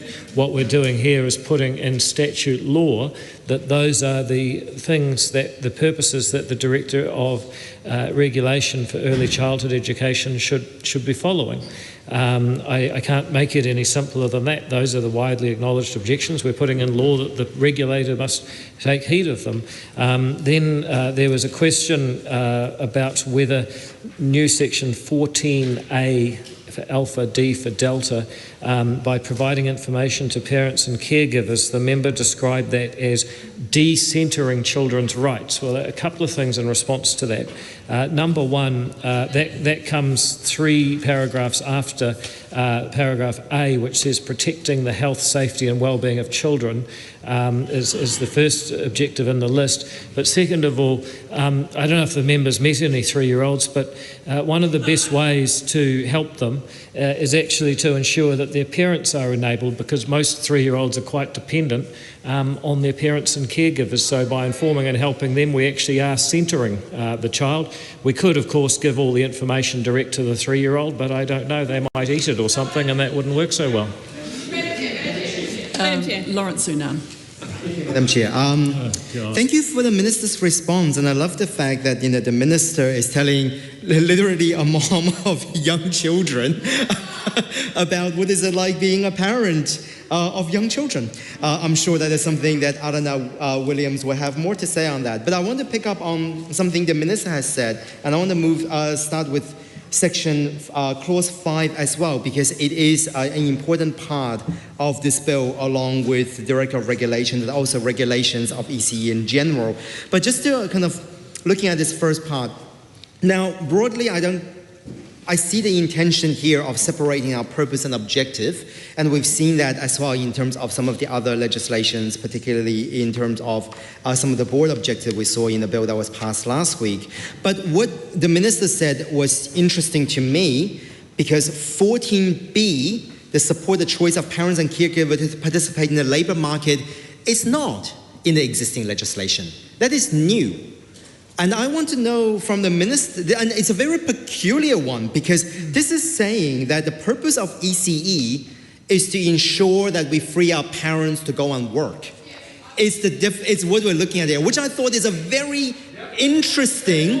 It's a very interesting purpose in education, because there's no other part. I mean, unless the minister can quote a specific section, there is no other part of the Education and Act about parents working in job. Like that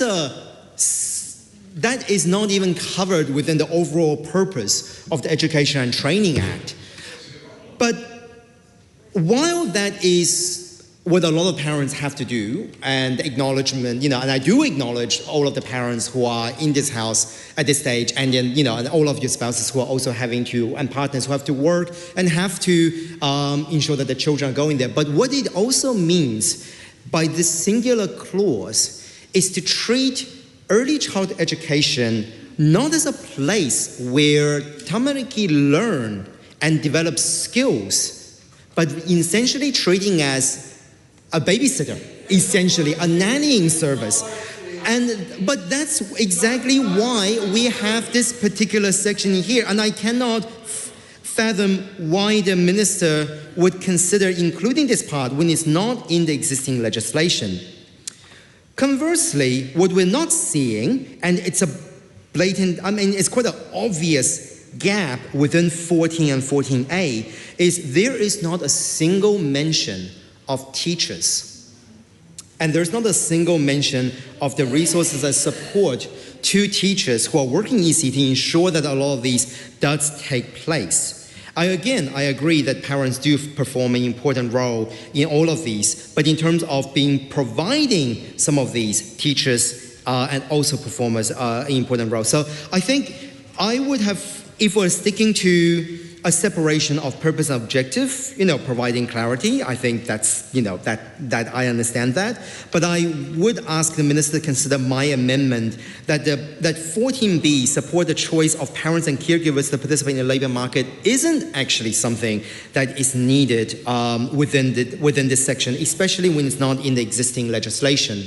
Furthermore, I would ask the minister to start with by considering my amendment, which does say supporting teachers and qualified teachers and workers to ensure that they are well resourced and supported as part of objectives. I'm not asking the minister to include it in the purpose of Part 2. I'm asking the minister to include it in 14A under the objectives. So I'm going to start with those two, of a peculiar inclusion of 14B and what is the intention of that, and why in the purpose and objectives, why are teachers not mentioned at all? Madam Chair. Honourable David Seymour. If the member had listened to the debate, he would have heard my earlier answer. 14B is being put in legislation because it reflects the simple reality that many New Zealanders actually do send their child to early childhood education so they can go to work. If the member seriously doesn't think that's what happens in New Zealand, I don't know where he has been. Certainly not listening to this debate. I won't repeat myself again on that topic. He then asked, why do we not include teachers? Well, very simply, this is about children. This is about getting outcomes for children. I know that there will be people who want the service provider to be put at the centre of the policy, but it's not. We're doing this for children, and we have no intention of supporting the member's amendment. Jo Luxon. Madam Chair, I just want to pick up on a point that the Minister raised there about 14B. And the kind of unusual answer that he gave, and said that he was not willing to repeat himself. Well, I wouldn't want him to repeat himself either, because that would be very tiresome to listen to. But my question that I would like to put to the Minister is, throughout the RIS, there has been constant referral to the lack of consultation. There's been constant referral to the possibility of being open up to future litigation, which we will probably ask questions about a little bit further on. But I just don't see the need. When the Minister said before about that people know that ECE is an educational service, but it's also known that parents use it when they are in the workforce, and they use ECE services, send the children to ECE services when they're in the workforce. So if that was something that everybody already knew, Why is it so important to make it a specific purpose? Maybe you could take a call, no, maybe not, because I don't think I have anything worth listening to, but perhaps you could explain why then, if it was well known why there is a specific need. I'm asking the Minister, Mr Bates, not you, so please be quiet. I can't get my question to the Minister if he can't hear through your barracking. I'll go back. So my question to the Minister with regards to 14B is, if everybody knows that that's what was happening and occurring in EC, then why feel the need to make it a specific purpose of this piece of legislation? And also, given the lack of consultation out there, I noticed that there was some consultation undertaken as part of a review, but not direct consultation with regard to this piece of legislation, particularly with teachers, parents, which is concerning, and we will have more questions around that a bit further on. But also I want to know why the need to change the wording from supporting the health safety out of the purpose and putting it into an objective when it doesn't really specify how to go about protecting the health and safety. I see some of this as extremely unnecessary when, having come from the sector myself, being a teacher and also having been a centre owner, these things were never an issue, so I don't understand why the Minister feels the need to specifically tease these out, add these really unusual purposes in. So it'd be really great to be able to understand the Minister's thinking there. Madam Chair. Honourable David Seymour. In relation to the first question, why are we putting the requirement in 14B in statute? Well, the whole purpose of this exercise is to put into law the rights and responsibilities of the regulator, and therefore also the rights and responsibilities of the regulated into law. That's the whole purpose of doing this, which I explained in my opening remarks. I'm not sure if that member heard them. And then the question is, has there been enough consultation? Well, actually, this is a process that began in June 2024. 18 months ago, the Ministry for Regulation began consulting literally thousands of teachers, centre owners, parents about their desires for regulation of early childhood education, and this bill puts into place the recommendations that Cabinet agreed after that consultation process. There's probably never been more consultation on a bill of this length to make improvements to regulations, so I'm not very comfortable, and the Government is very comfortable with the amount of consultation that's occurred. Aaron Williams. Thank you, Madam Chair. Okay, those are very useful questions, Madam Chair, and I thank the Minister for his explanation of that 14B. As you can see, this is something that my colleagues on this side of the House and Sabinas have been quite interested in, and it is useful for us to clarify what this means. My first question then is, in this part, is the difference around the provision wording in the original clause in the Education and Training Act, and then the words to provide for, which the Minister has chosen. The difference there seems to me to be that provision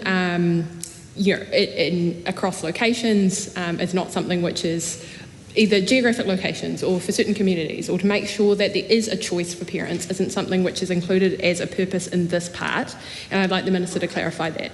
On the old reading... Can you please clarify which part you're speaking Sorry, to? I'm talking to Clause 5, which creates new 14, which is titled Purpose of Part 2. And under subclause A here, we have the words set and implement minimum standards to provide for.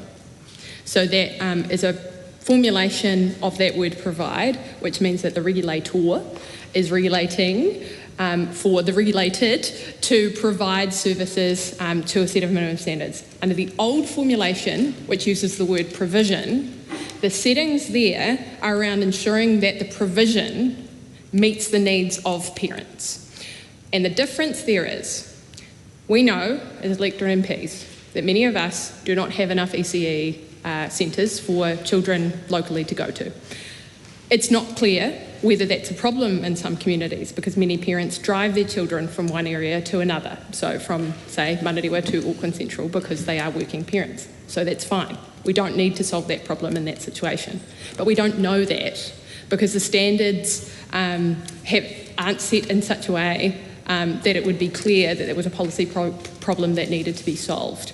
Under the old provision, though, there was still a reason and a purpose for the regulator to make sure that that problem to be solved was a problem that could be solved. Under the current provision, the formulation set and implement minimum standards to provide for is about providing minimum standards for those providers of education in whatever location they happen to be in to meet the standards that are required of them. That's fine if you want to take that approach, but it is a change because there is a policy problem when parents can't access these services that they need in the locality in which they need them. And the question there to the Minister is that deliberate or are you meant to read that to provide for quality early childhood as if there is still a requirement that somewhere, someone, either the Secretary or the Director of Regulation, knows that there is a policy problem there to be solved around provision, equitable provision or otherwise, just simply geographic provision, and is there a mechanism by which to solve that is enabled by this probably in under 14A, which I'm not seeing. My second question in this part is around this, what do these services look like that the Minister has explained that support choice of parents and caregivers to participate in the labour market? Because these services under the old formulation probably didn't exist. They're probably down at an end of the market that we didn't have under the old formulation. Here's my guess. They are probably less expensive, they are probably less intensive, they are probably less focused, perhaps, on educational outcomes. There are a range of services for care of children which are outside of the education system at the moment now, but they are designed for older children, like Oscar, like babysitting, which my colleagues have discussed. Is this a new sort of service which will exist under this new formulation in 14, which the Minister envisions here, where they are primarily about the labour market participation of the parents and so meeting that need and are not meeting needs of educational well-being of the children? What does that service look like?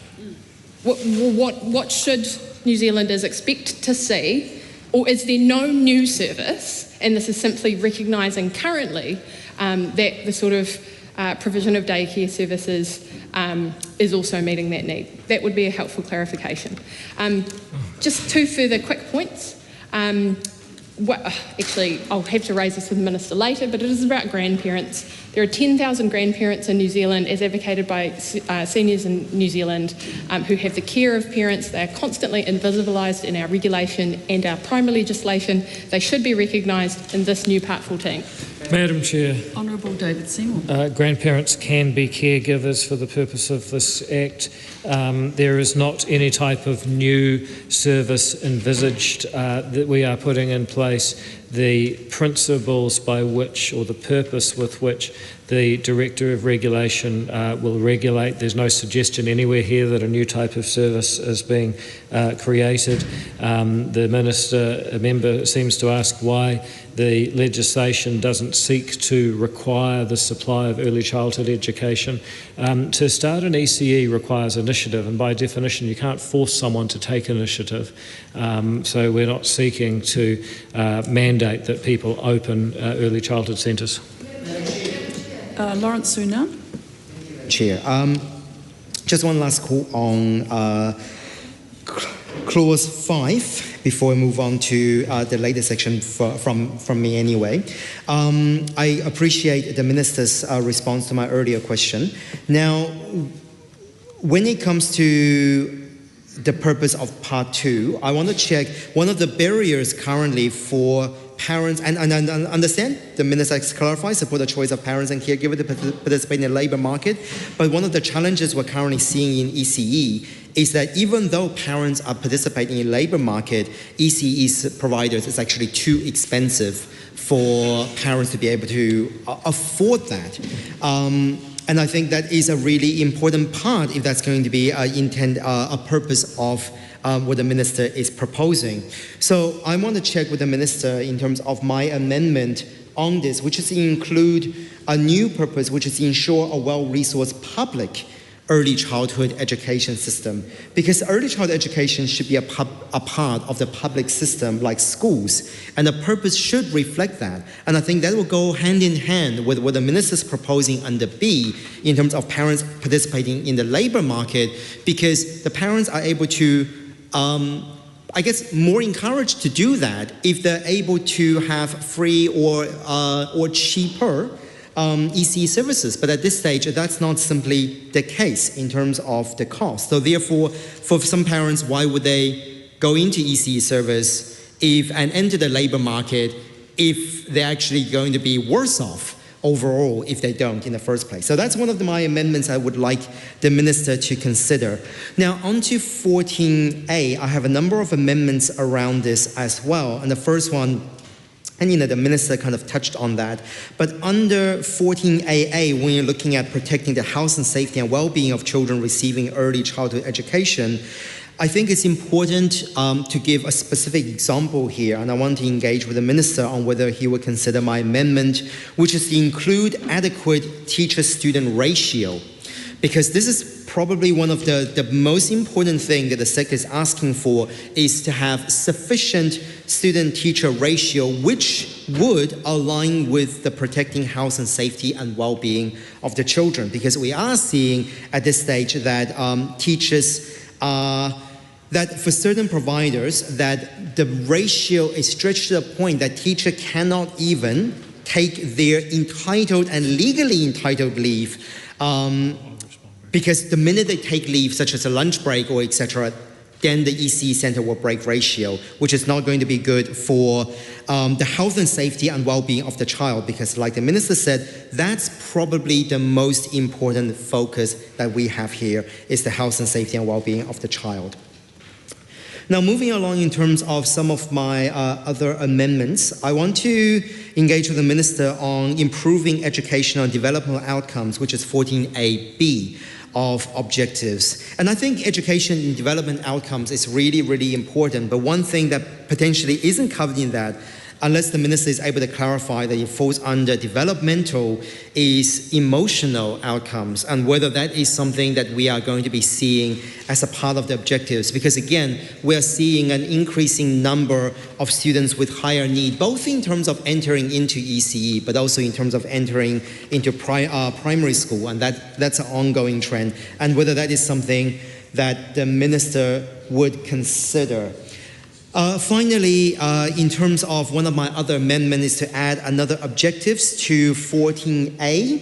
And I think this objective reflects not only, well, two objectives. I think one of them is around our obligation, our international obligation under the United Nations Convention of the Right of the Child, but also if we are looking at something like this, taking on, or akin to what we're seeing in terms of Section 127 of the Education and Training Act, in terms of board objectives, maybe for ECE, we should also looking at ensuring that early childhood education gives effect to relevant student rights set out in the Act, but also New Zealand Bill of Rights and the Human Rights Act. So that's my final amendment that I want to check with the Minister on. Madam Chair. Honourable David Seymour. There was a lot of, frankly, indecipherable speech there. What I did get out of it was Section 14A, subclause B, should we add emotional outcomes, will actually, it's hard to imagine how Point of order, Lawrence Sunan. Thank you, point of order. I just want to seek your clarification and guidance on something. We are hearing these little patronizing jabs from the minister. I want to just check with you if does that mean that's an open slather for everyone to start their speech That's not a point of order, and holding the House in order is the role of the chair, and I will rule if there is unparliamentary language. I was listening. Thank you, Madam Chair, and probably a good example of why there should be more emotional development in early childhood education. But it's clear that developmental outcomes include emotional development, and the government has no intention of adding the member's amendment. There was a question of whether the Bill of Rights and the Treaty of Waitangi should be added to objectives. I think for people watching this at home, you just have to ask yourself, you're running an early childhood centre. We're focused on the quality of the education, the safety of the children, the information provided to the parents. There's an unreality about these suggestions that maybe they should also be asking about the Treaty of Waitangi and the Bill of Rights. And it's exactly the kind of reason why I recall, and in many ways the genesis of this bill being here, seeing 500 early childhood operators absolutely steaming before the 2023 election, furious at the rubbish that they've been subjected to, and not a single member of the then government fronted, which really astonished me. We are getting rid of the extraneous stuff. We're putting in law the true purposes of regulating early childhood education so that those people can tap on the sign and explain and have explained to them what it is that we regulate early childhood education for, why that is, and that all of us can get on better and have more effective services for the youngest New Zealanders. It's as simple as that. Members, it's time for me to leave the chair for the lunch break. The committee is suspended and will resume after question time.